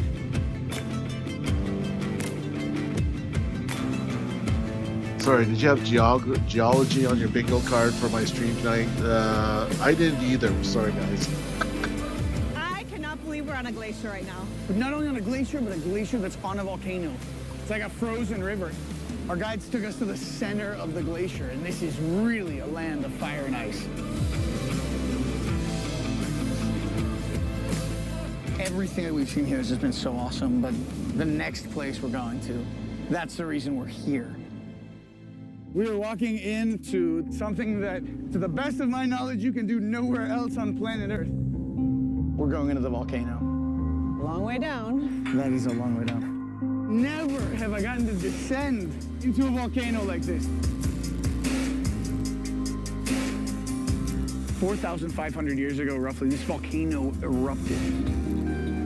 The magma chamber emptied out, and we're standing in it now. The palette of oranges and yellows and red, it's just incredible.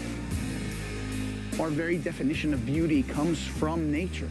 I think to be human means to push boundaries. We need to go further. This has been the adventure of a lifetime. That's what Shatner Can't wait to see said. what's next. Well, exploration. You'd expect Captain Kirk to talk about exploration, right? Wow.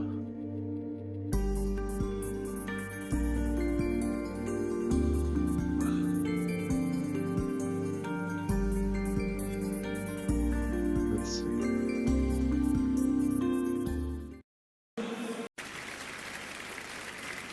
Yeah, now we're going to the cultural side.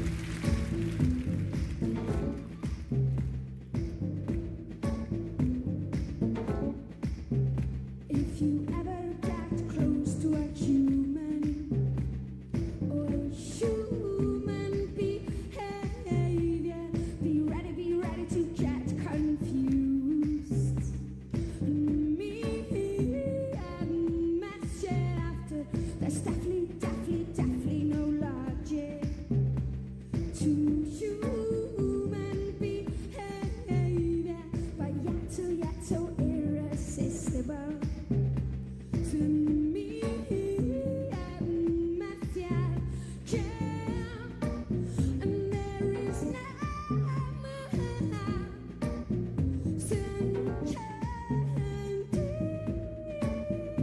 I was so in love with this woman in the 90s. Oh my lord. so terribly moody. Human behavior, and all of a sudden they turn happy. Me and Matthew after the overtaken just exchange of human emotion is ever so satisfying. To me and Matthew, and there is no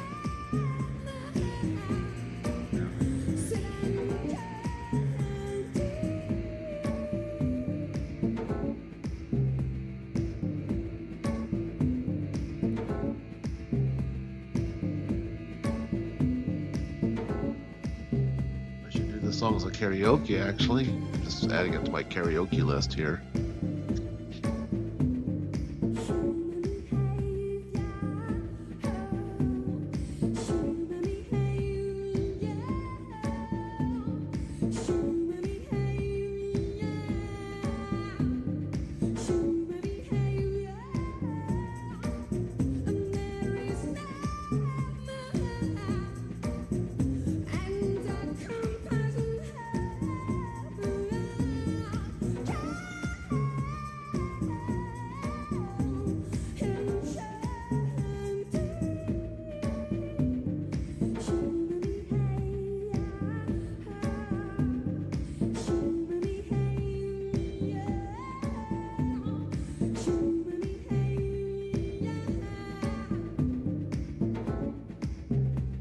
There's definitely no logic to Oh man,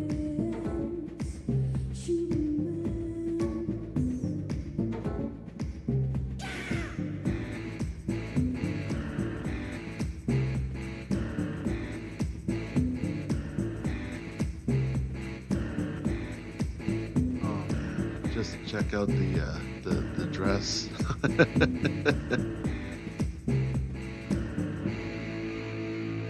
Icelandic music will pop up again on Sunday in a totally different vein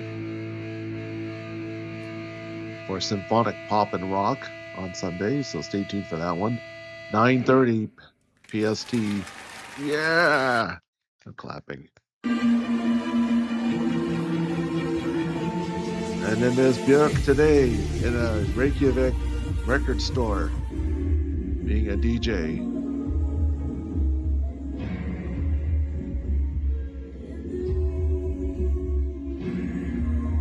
A couple of years ago now, I think.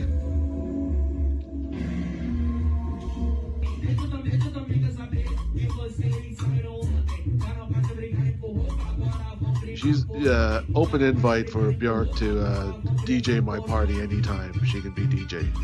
No problem.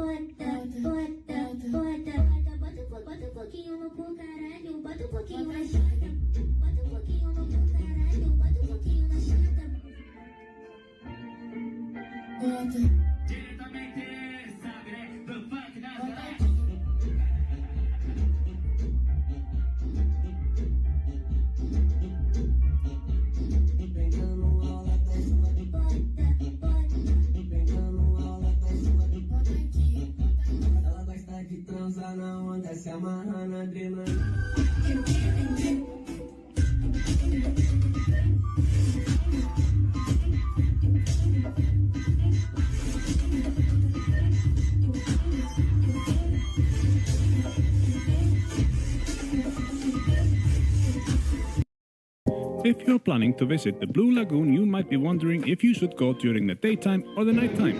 It's quite dark.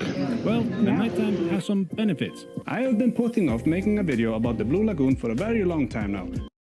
All right.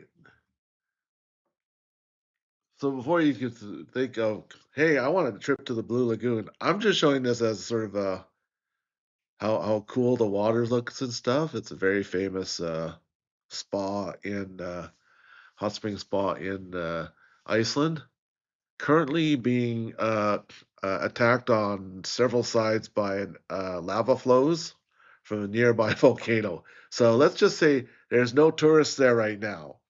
I'm just showing this as a piece of history and legacy. So just enjoy it with your eyes, because this ain't, I don't know what conditions it is now, but it certainly is no place any tourist or any other human being should be. But I'm just doing this as a sort of artifact. Here we Mainly go. because I've been there many times before, but also because it's very expensive. The Blue Lagoon used the time during the 2020 shutdown to improve the facilities and customer service, which includes a brand new pricing structure, which I believe works the same way as an airline booking machine. The more popular the time slot, the higher the price. This meant that we were able to grab tickets for the low price of many dollars after dark. You don't have to worry about this if you're booking a ticket during the summertime, when it's bright and super expensive 24/7. It might even be preferable to go in the evening during the very long golden hour period, which is definitely not now. Trying to get decent footage on the GoPro at 7 p.m. during this dark January evening was like trying to get a decent footage of myself in the shower on a potato. But this is a good opportunity to point out that there are private booths where you can film yourself in the shower. The Blue Lagoon is quite different in the dark. First of all, the distinct blue color only visible through the cameras after some Photoshop tricks is even less impressive in the dark. But nothing you can't solve with a seizure-inducing flash. It is a bit dark, isn't it? Yeah. Wow. The first thing we did was locate the bar, which wasn't difficult. We just followed the empty glasses that were amongst the only thing that were actually lit in the area. The bar has obviously made the same terrible deal with the brewery as the Sky Lagoon, as it offers only a very limited selection of drinks. Good white wine on tap, Somersby cider, and a slushy. I think screams class like a slushy machine. The lagoon was oddly calm during this time and with very few guests. responsible. It was easy to find a large area in the lagoon where you could be completely by yourself. Just no funny business. Try to catch people having sex. There is obviously the mandatory dirt you're supposed to rub on your face for the Instagram photo. Same as with any skincare, you have to take it to your teeth. The lagoon itself, it tastes terrible, so I recommend the showers or the taps located throughout the lagoon to wash this crap off. The water from the taps is actually quite nice and drinkable. So should you go to the Blue Lagoon in the dark? Well, is this a once-in-a-lifetime opportunity for you? Do you enjoy nice scenery? Do you want to take nice Instagram photos? And no, definitely not. But if you've been before or you're planning to go more than once, then sure, why not? It's less crowded, it's a little bit cheaper, you might be able to see the northern lights. Yeah, it's a special experience. Whatever you do, just have a great trip. Huge area and nobody around. Except maybe there's some voices over there. But that could be trolls. Or elves. Uh-oh. Elves don't like talk too much shit about them. Yeah. What's up, so everybody? Welcome back to another episode here at we haven't talked about Iceland. Vikings yet, though. Today, we're still in the southeast. If you remember in the previous episode, we visited Svinefellsjökull and Vatjökull. We continued on to our accommodation, which was a little bit outside of Höpp. And, well, just a little bit further down the road, we've reached an abandoned Viking village. Or is it? You're going to have to watch the rest of the video to find out. So, let's go. Notice their emphasis on trying to pronounce Icelandic words correctly. I'm sure everyone's trying to be very careful. Located only a short drive outside the town of Höpp is Stocksnes. Here lies an old movie set from a Viking-themed project by Universal Studios that never saw the light of day. Now it is just a tourist attraction, generating some income for the local farmer who owns the land here. There is a small fee to enter the area, which you can pay at the cafe located in the parking lot. As you can see, there is a replica Viking ship docked in the small harbour, a real spine from a whale, and of course the fenced Viking village movie set. It's quite fun to stroll around the area and take a peek at how the Vikings would have lived back during the settlement days of the island. This place has a lot of potential, and I would love to see the landowners here expand the area and have more Viking-themed attractions in this stunning location. Wow.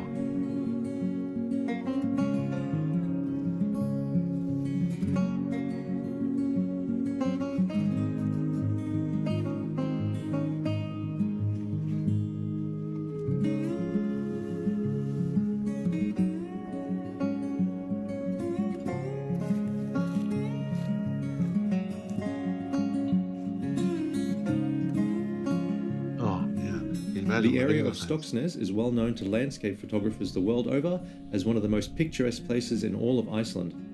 Well, unfortunately for us, it was a little bit too cloudy to get anything, so we made our way to the next stop.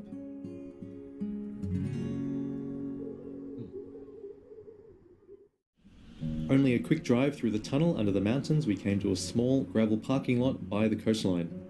We thought nothing of it first, but as we followed the path down towards the shore, we came across some old stone structures. I couldn't find much information about the area, so if anyone knows more, please leave me a comment below. And I wonder if it's actually Viking related.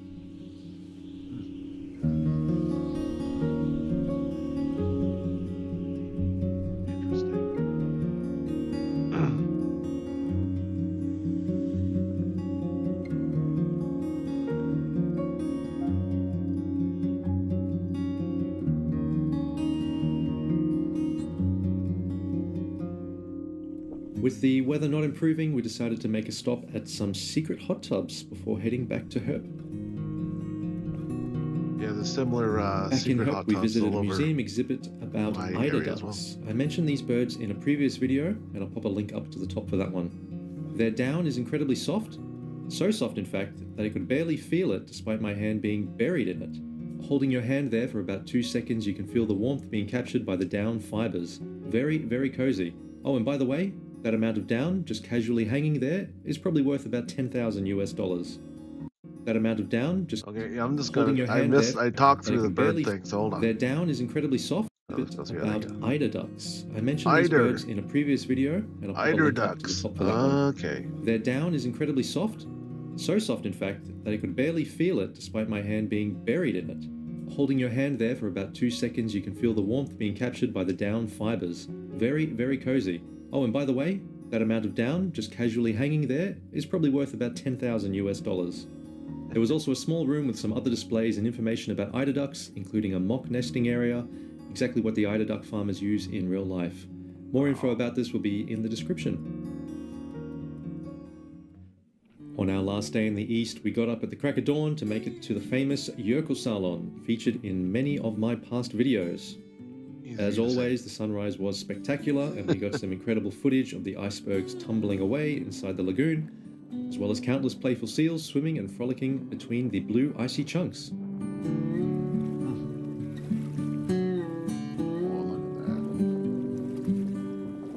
Yeah, definitely bucket list level.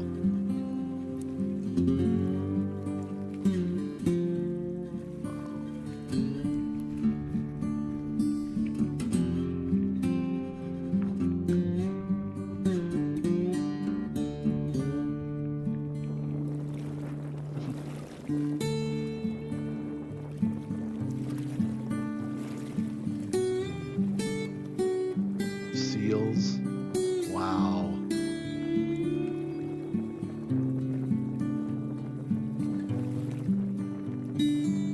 I mean, if Bow the Whale decides to When we trip reached to the Diamond Iceland, Beach, however, we were a little bit disappointed by the lack of icebergs on the shore, so we made the best of what we had. And well, yeah, fortunately for us, it only took about 5 minutes until the tide started to retreat and the lagoon began emptying out all the larger icebergs that were caught by the entrance. And well, along with the icebergs, of course, came the tourists. It's a very popular spot here.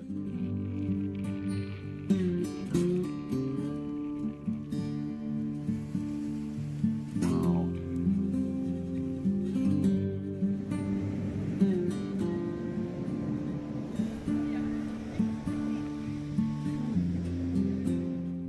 That's all for this episode. Thanks for watching once again. And of course, don't forget to check me out over at vividiceland.is for all your glacier tour needs here in Iceland.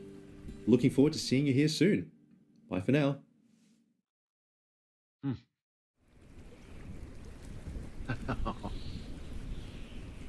For that drone shot. Oh my goodness.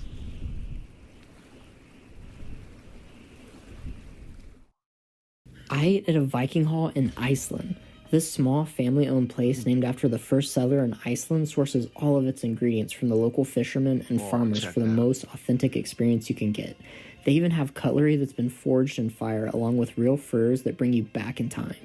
After our bread, we had to try the fish jerky and fermented shark, which is poisonous and has to be buried in the ground for months with ammonia that results in a very chewy and extremely strong aftertaste that we had to wash down with the nation's signature burning wine. The meat was so lean you could really tell how naturally grown the animals are. The seared part had just the right crispiness in contrast to the very rare meat. The carrots had a glaze that made it sweet, and the roasted potatoes had a good topping, but my favorite was probably the parsnip puree and sauces at the bottom. For dessert, we all split the skyr mousse, which was fluffy and creamy at the same time with an oat crumble and berry sauce. Because of the personal explanations of the food, atmosphere, and ingredients, it's one of the most memorable experiences I've ever had. It's kind of unimaginable not believing in him. My grandmother had an elf friend in a rock. The elves come to me in my dreams. I'm convinced elves to exist. Yes. Icelandic elves, let's go. I'm Professor of Folkloristics at the University of Iceland. One of the areas of research that I've been working on is so-called elves or álfar, along with huldufólk, the hidden ones that Icelanders are so interested in. I can picture some kind of idea of a hidden person. Kind of looks like a human. They're a little bit old-fashioned clothing. They have their own society here, emotions and feelings. They're born, grow old and die. I think they live in rocks.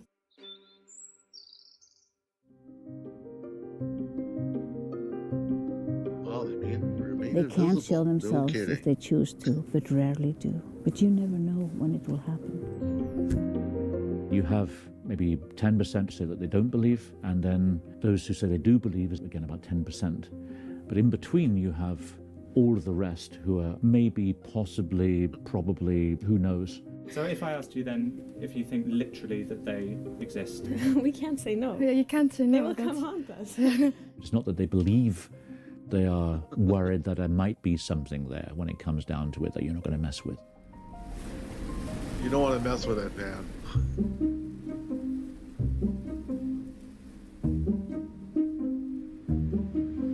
My name is Pétur Mattiasson and I'm head of communication with the Icelandic Road Administration. So this is the rock that we moved from the place where the road is, and we moved it over here.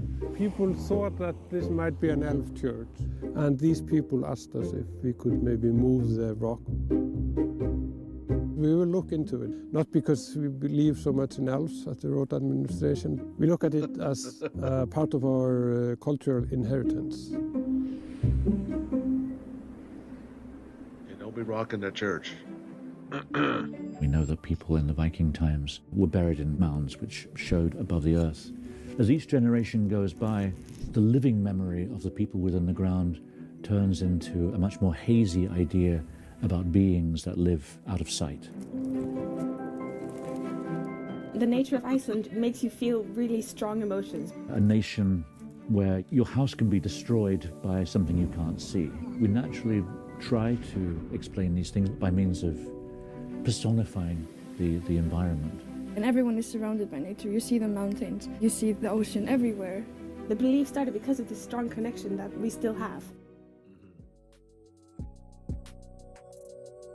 I think there is a pressure from the society as a whole that we are the people who believe in elves and we should tell everybody that. Because we have been trying to get more tourists for a long time.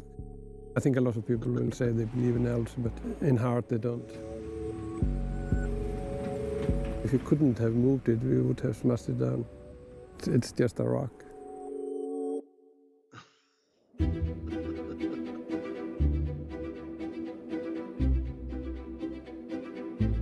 Whether you believe it or not, these stories about the elves and these creatures, they teach us to respect nature.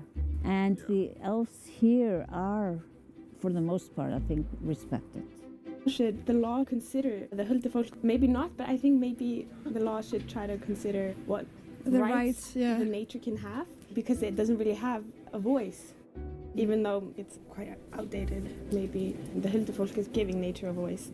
There are people coming from countries who've, in a sense, lost this connection, this magic. In Iceland, you can talk about the elves and these other world to everybody, and people will not lock you up. It makes Iceland different, and they like being different to other nations in all ways. We want it to be like this. It would be a nicer place to live if there were hidden people there. Don't you think?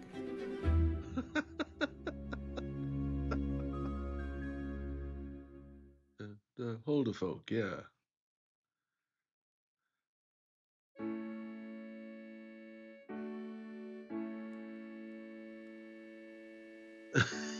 Oh. Hi Michael, and thank you for your question. Did I mention I'm into metal sometimes? We're here at Valahnjúkur, close to Reykjanesviti. We have a great heavy metal scene here in Iceland. The most popular bands are Solstafir, Skálmöld, and my personal favorite, Dimma. Here's a guitarist of Dimma to give you a little example.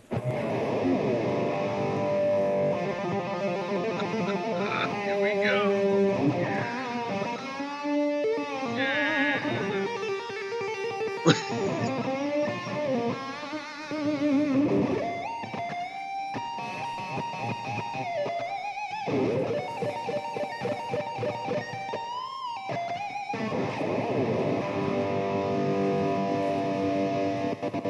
Just trying to figure out how they powered that amp.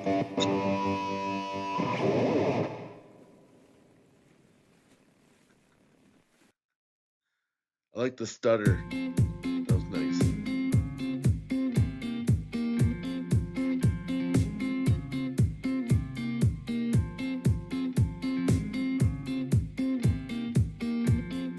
I'm sorry, if you didn't want a stream full of gentle landscapes, you can look elsewhere. Sorry, dudes. That's what I'm all about tonight, apparently. Because anyway, I'll get my convention stuff up later. I want to relax, spend a day in Iceland with the rest of you guys. Yeah. Look at this village here. Look at that.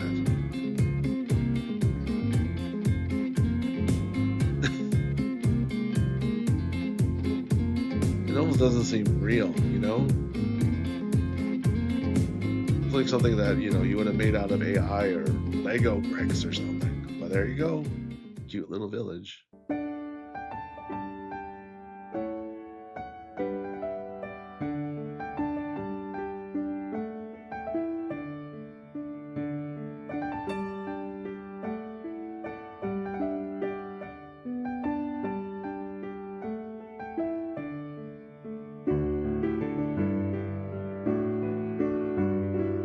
I also see here is a world in balance, right? A balance between humanity and nature.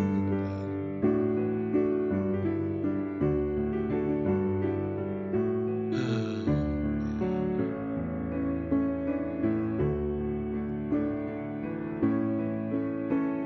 that. You know, I've been to Japan 3 times, and something tells me that if I go to Iceland, I feel like I've actually truly made it in life. Look at that.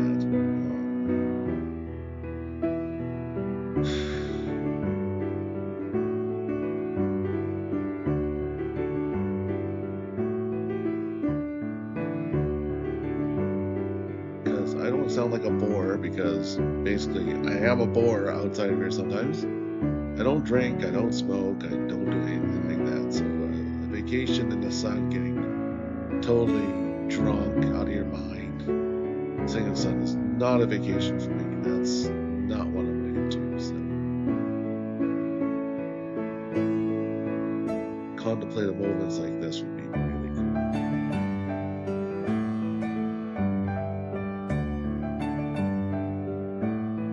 I think I'd be drunk on a fermented shark, apparently.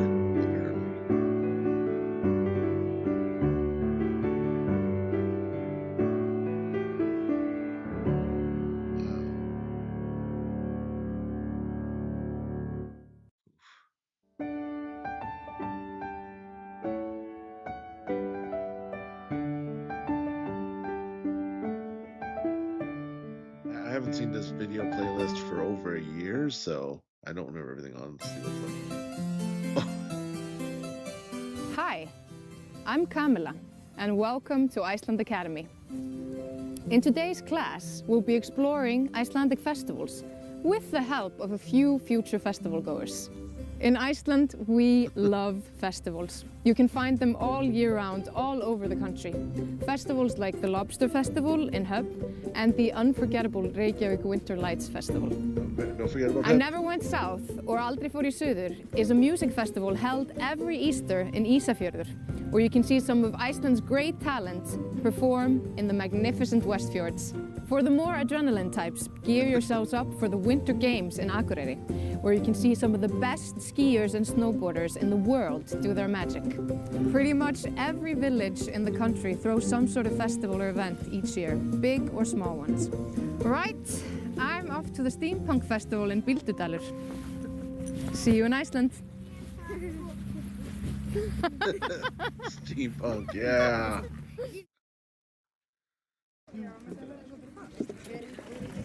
Oh my god.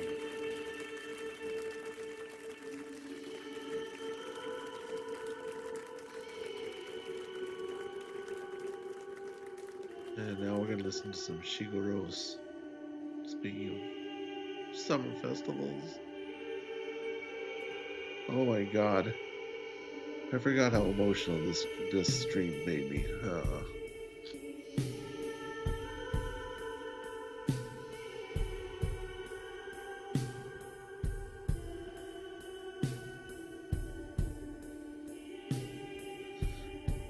I'm not crying or crying.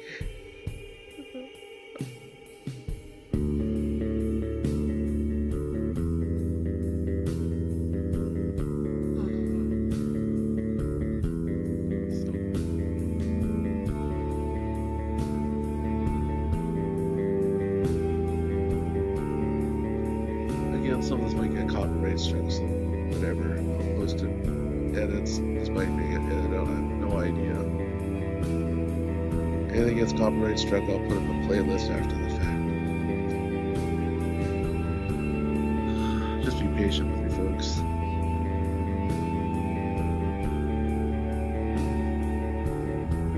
about an old man and his young PNG. Wow. Look at that ground.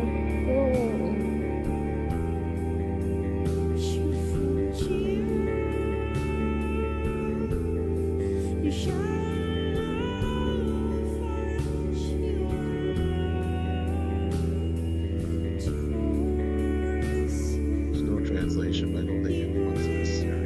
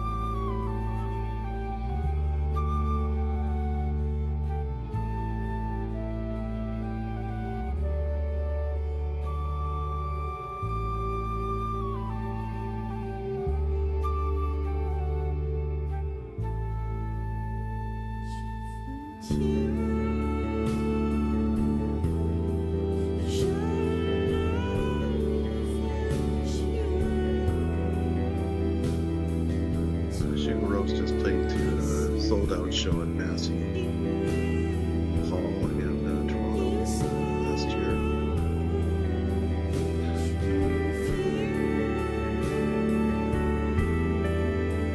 I don't think they've ever played in my neck of the woods, so I'd love to take that. And if they ever come to the West Coast, I'm wondering if they can.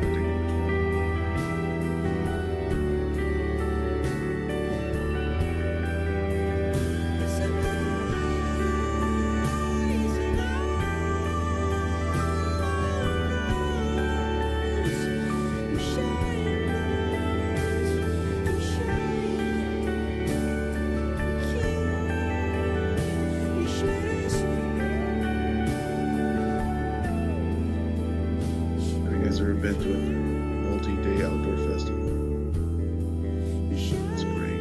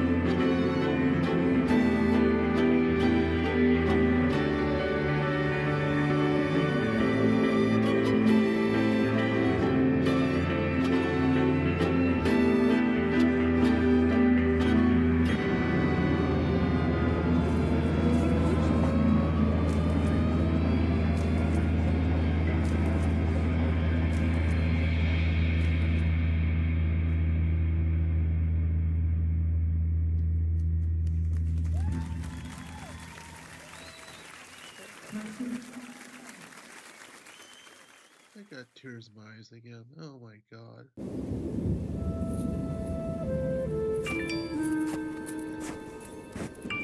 Nothing ruins your vacation like work.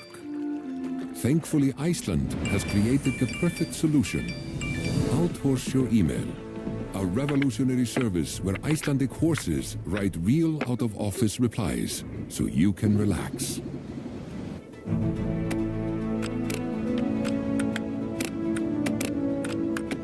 They are trained in corporate buzzwords. Your boss will never know the difference. Outhorse your inbox and free up your vacation.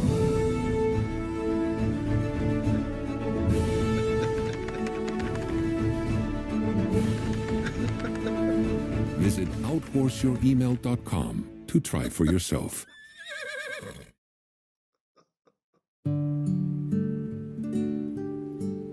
Whether it's the dead of a blistering winter or the peak of a golden summer, you can always count on seeing ice in Iceland. I mean, after all, it's in the name, and there's a very special beach on the southern coast that carefully holds a collection of glistening diamonds. After a whole week of road tripping Iceland, we've saved the very best for last as we wander in awe through a giant's treasure chest. Golden Day, or good morning to our final full day here in Iceland. So last night we pulled in a little bit after dark, and so we couldn't see anything at this campground, but I feel like that's sometimes the best because we get to wake up and be surprised by our surroundings. And so as you can see behind me, there's just this beautiful mountain that we got to wake up to, and I'm very, very proud to say that last night I generated my own heat all by myself in my own sleeping bag without the help of Chad. And if you've been watching our road trip series, you would have known that I was having a hard time with that, and so I was just really happy that I stayed warm all on my own last night. I know it's probably nothing to brag about really, but I am pretty proud of myself for doing that. But today we're going to start off by going to Diamond Beach, which Chad has been over the moon about. He's so excited to see it. I'm excited for him to see it, and I'm also excited to see it. So a lot of excitement today. Let's go and have a fantastic last day here.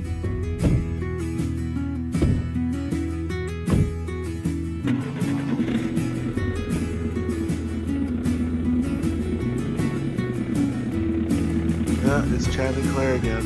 Sometimes I like to bring people back. And they were so wholesome on this trip. Oh god. My heart ached.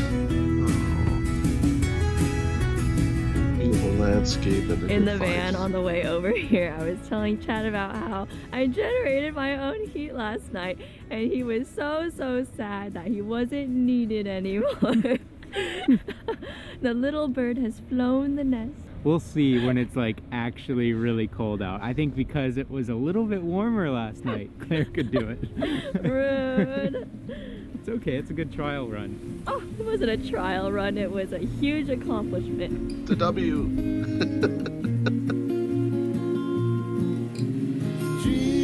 Where's the W? Oh, look at that! Standing by the shore.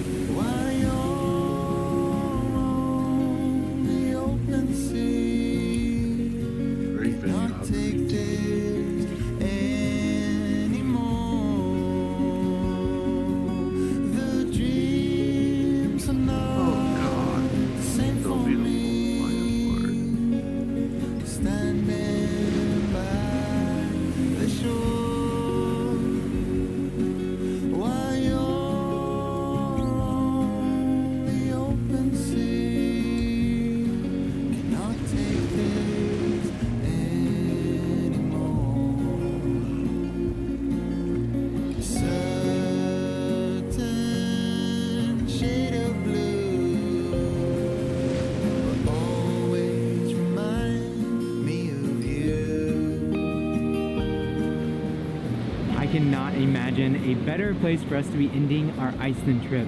This beach is so interesting, and honestly, when I was first learning about the beach, I had no idea where the ice came from. I thought it just came from like the North Pole or something and broke and came all the way here. But I have now learned that it actually comes from a nearby glacier which is pretty cool since we hiked on a glacier yesterday.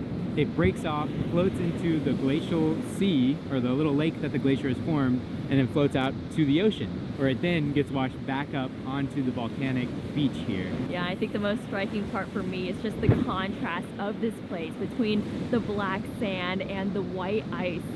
Just that contrast either makes the sand look so much darker or makes the ice look so much brighter. And also it feels like you're walking through a gallery because all these chunks kind of look like nature's sculptures. Yeah. And no matter how you look at it, it's absolutely beautiful. Oh. They're sparkling in the sun. And I've said this a million times, but we are getting so lucky with the weather here in Iceland. The sun has been On our side. Yes, I know. Yeah, and this entire beach just feels like quintessential Iceland. Like, it's just amazing. Volcanic sand, sun, all of it. Love it.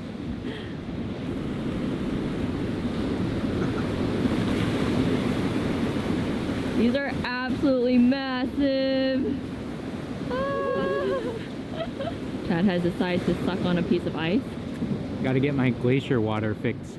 Yeah, Chad has been absolutely obsessed with the water here. He says like the sound of the waves and seeing all the chunks of ice just makes him so thirsty. I know, I'm just thinking about the glacier water. It's Like so how much good. water have you drank here in Iceland? Not enough. No, maybe too much. He's always needing to pee. All right. Chad has been dying to climb on one of these little iceberg things. Watch out. Don't get too close. That's ice cold, literally. Actually, ocean water is colder than Failure. All I did was get wet. wet. Oh no. Chad's boots are all wet.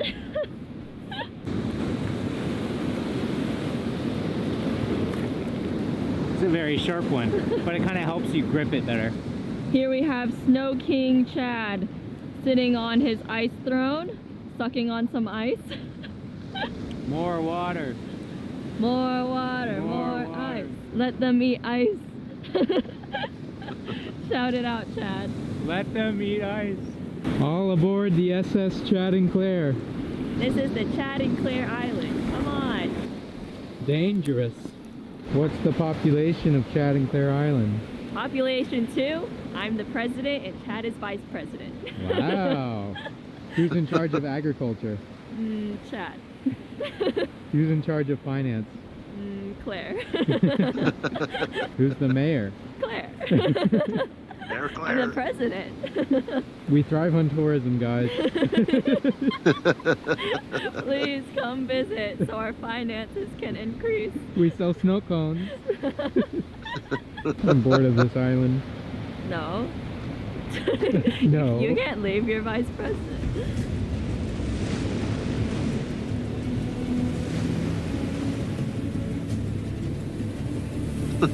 Snow cones.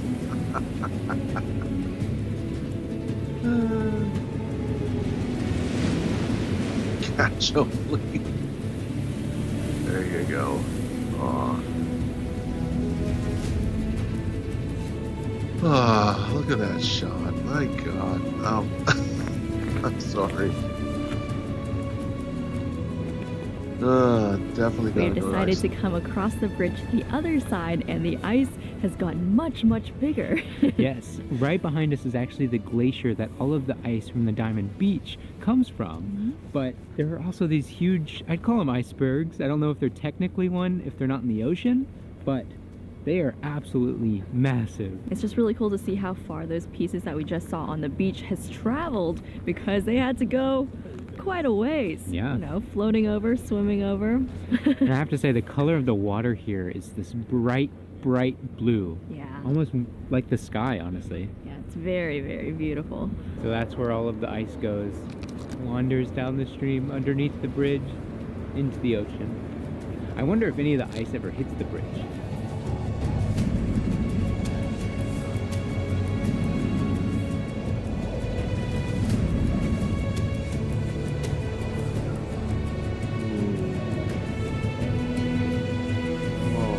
Those look like paintings too, right?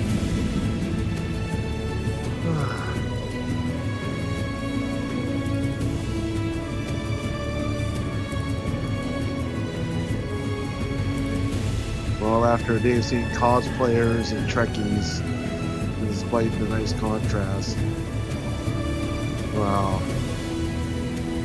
I'll show my convention stuff later, guys. Sorry about tonight. I was gonna try and rush it in tonight, but technical difficulty. But nature never If you lets do you come know. to the spot, I highly recommend you hiking up because it gets more beautiful the higher you go. And I also think that the next time we come to Iceland, we're gonna have to hop on one of those boats so that we can get a closer look of the glacier where all this ice is coming from. But that's gonna be a trip for our next time. Unfortunately, I do think we have to start heading back over to Reykjavik just because it's gonna be a 5-hour drive and our flight is tomorrow. So we gotta hit the road.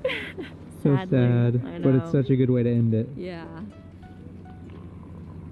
Halfway done with our drive, and we made a pit stop to pick up some Icelandic sheep wool.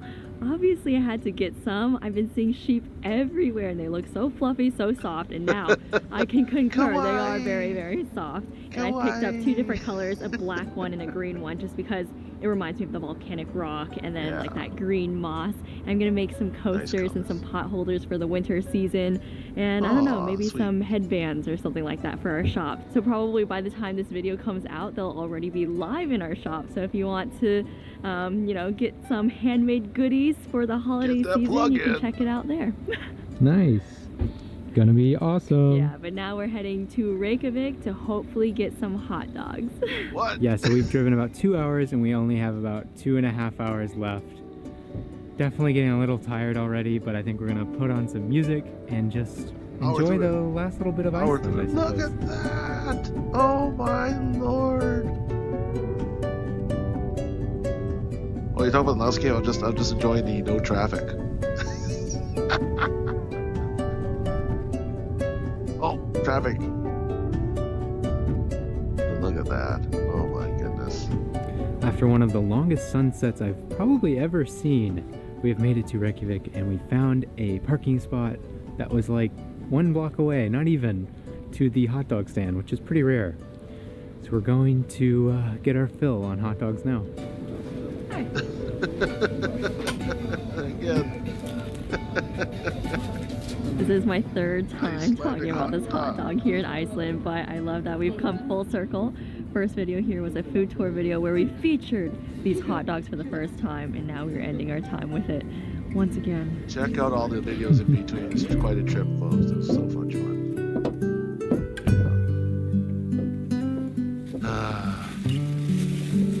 That was one of the longest car rides of my life, but we have finally made it to our campsite, which is about 20 minutes from the airport. Yeah, and as we wrap up our time here in Iceland, we want to kind of reflect on something that we took away from this trip. So there are a lot of different things that I've taken away from this trip. First off, it has been a reminder of our year in the van and how we lived with so little, and honestly how satisfying that experience is, because it really reminds you of what does matter in life.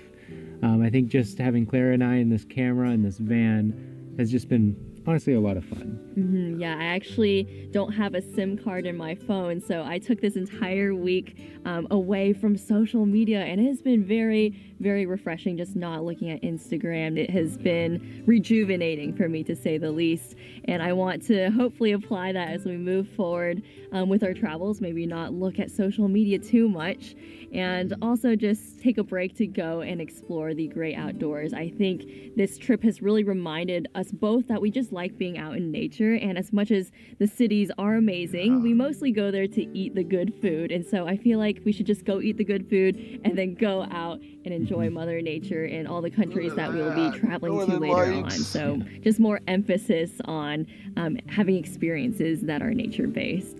And with that said, we are about to fly back home tomorrow just for a short little bit, and then we're going to the continent you all have been dying to see us visit. We are finally going to Asia, and more specifically Southeast Asia. Of course, we will reveal the country once we get there. So if you'd like to follow along on our 50-country adventure, around the world, hit subscribe. And of course, as always, a huge thank you to our Patreon supporters. Thank you so much for rooting us on through everything we decided to do. And with that said, want to say thank you for joining us here in Iceland. And bless, bless. We'll see you guys next time.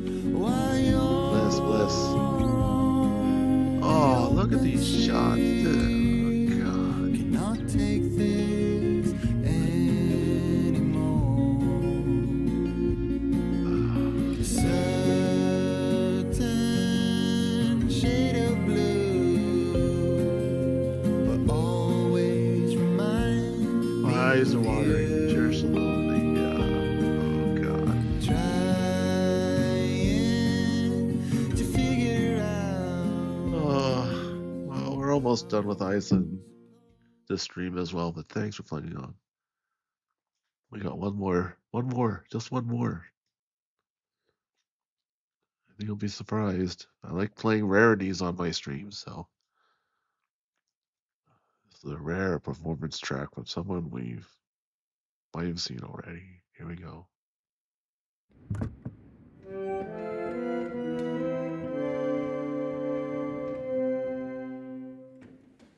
Ég heima við sjóinn og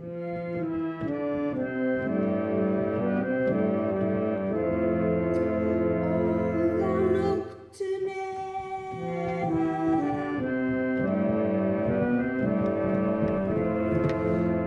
kafa ég niður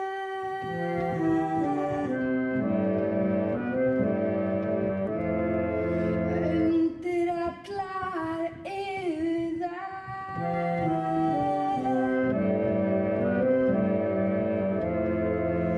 niður á hafsbotninn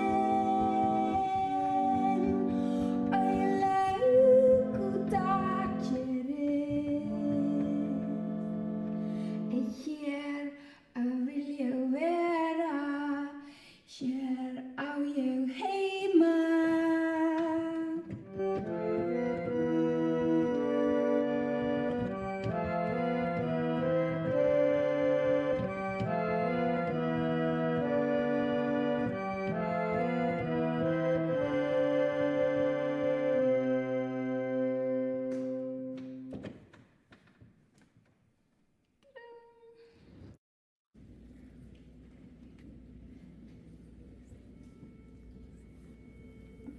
The concert of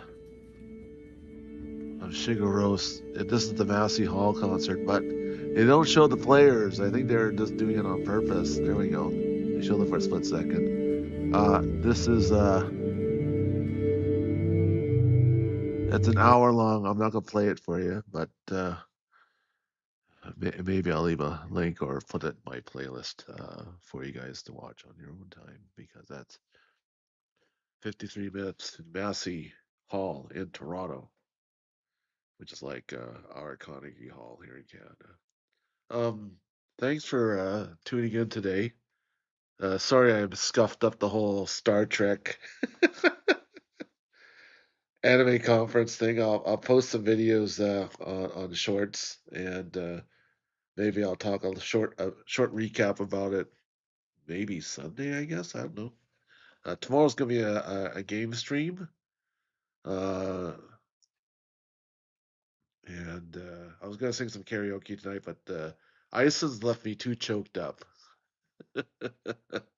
I'll post another karaoke from City Pop, maybe on its own. Maybe I'll just make a little karaoke single video to placate you guys, because apparently my video for Slow Motion by Akira Nakamori has actually hit 40 views, which for me is astounding, starting just a month ago. So I'm really happy about that. Thank you for everyone for tuning in. It's quite a surprise, the amount of attention this has already generated. I appreciate it very much. Arigato gozaimasu. Again, thanks for following my stream. Thank you for following me to the end. For those who are watching to the end, thank you so much for spending your time with me. in a comic book convention, almost pretty much like a podcast, and then as a surprise bonus, just to sort of make amends, one of my favorite playlists I ever made in the last couple of years, which is on Iceland. All right. So on that note, I'm going to sign off because A, I'm getting tired. B, I got dental work tomorrow. Dental work, let's go. And I'm getting hungry. Like, I didn't really eat a lot at the conference because, again, I felt too cheap to pay $20 for fries and a hot dog. All right, so sue me. I've only had a couple of pieces of pizza this whole time, and so I'm getting a little famished. So I'm gonna make myself something for too long. Like I said, tomorrow at 9-ish, I might even try and start early. I'm gonna jinx myself and say I'm gonna try and start early, do a game stream, hopefully, and yeah, go from there. So in signing off, I'll just say my customary this is Yakki Dachi saying you'll find something beautiful if you look hard enough. My God, there was so much beauty today. I saw so much beautiful, the kindness of strangers at a comics convention, comics and fantasy and sci-fi convention. Just people playing board games for crying out loud. D&D, just strangers sitting around a table, sharing how to make a good costume. Just a community bound by, not by the norms of family or ideology, but bound towards a shared love of a medium. I'm so glad I witnessed that with my own eyes. Just the families coming out,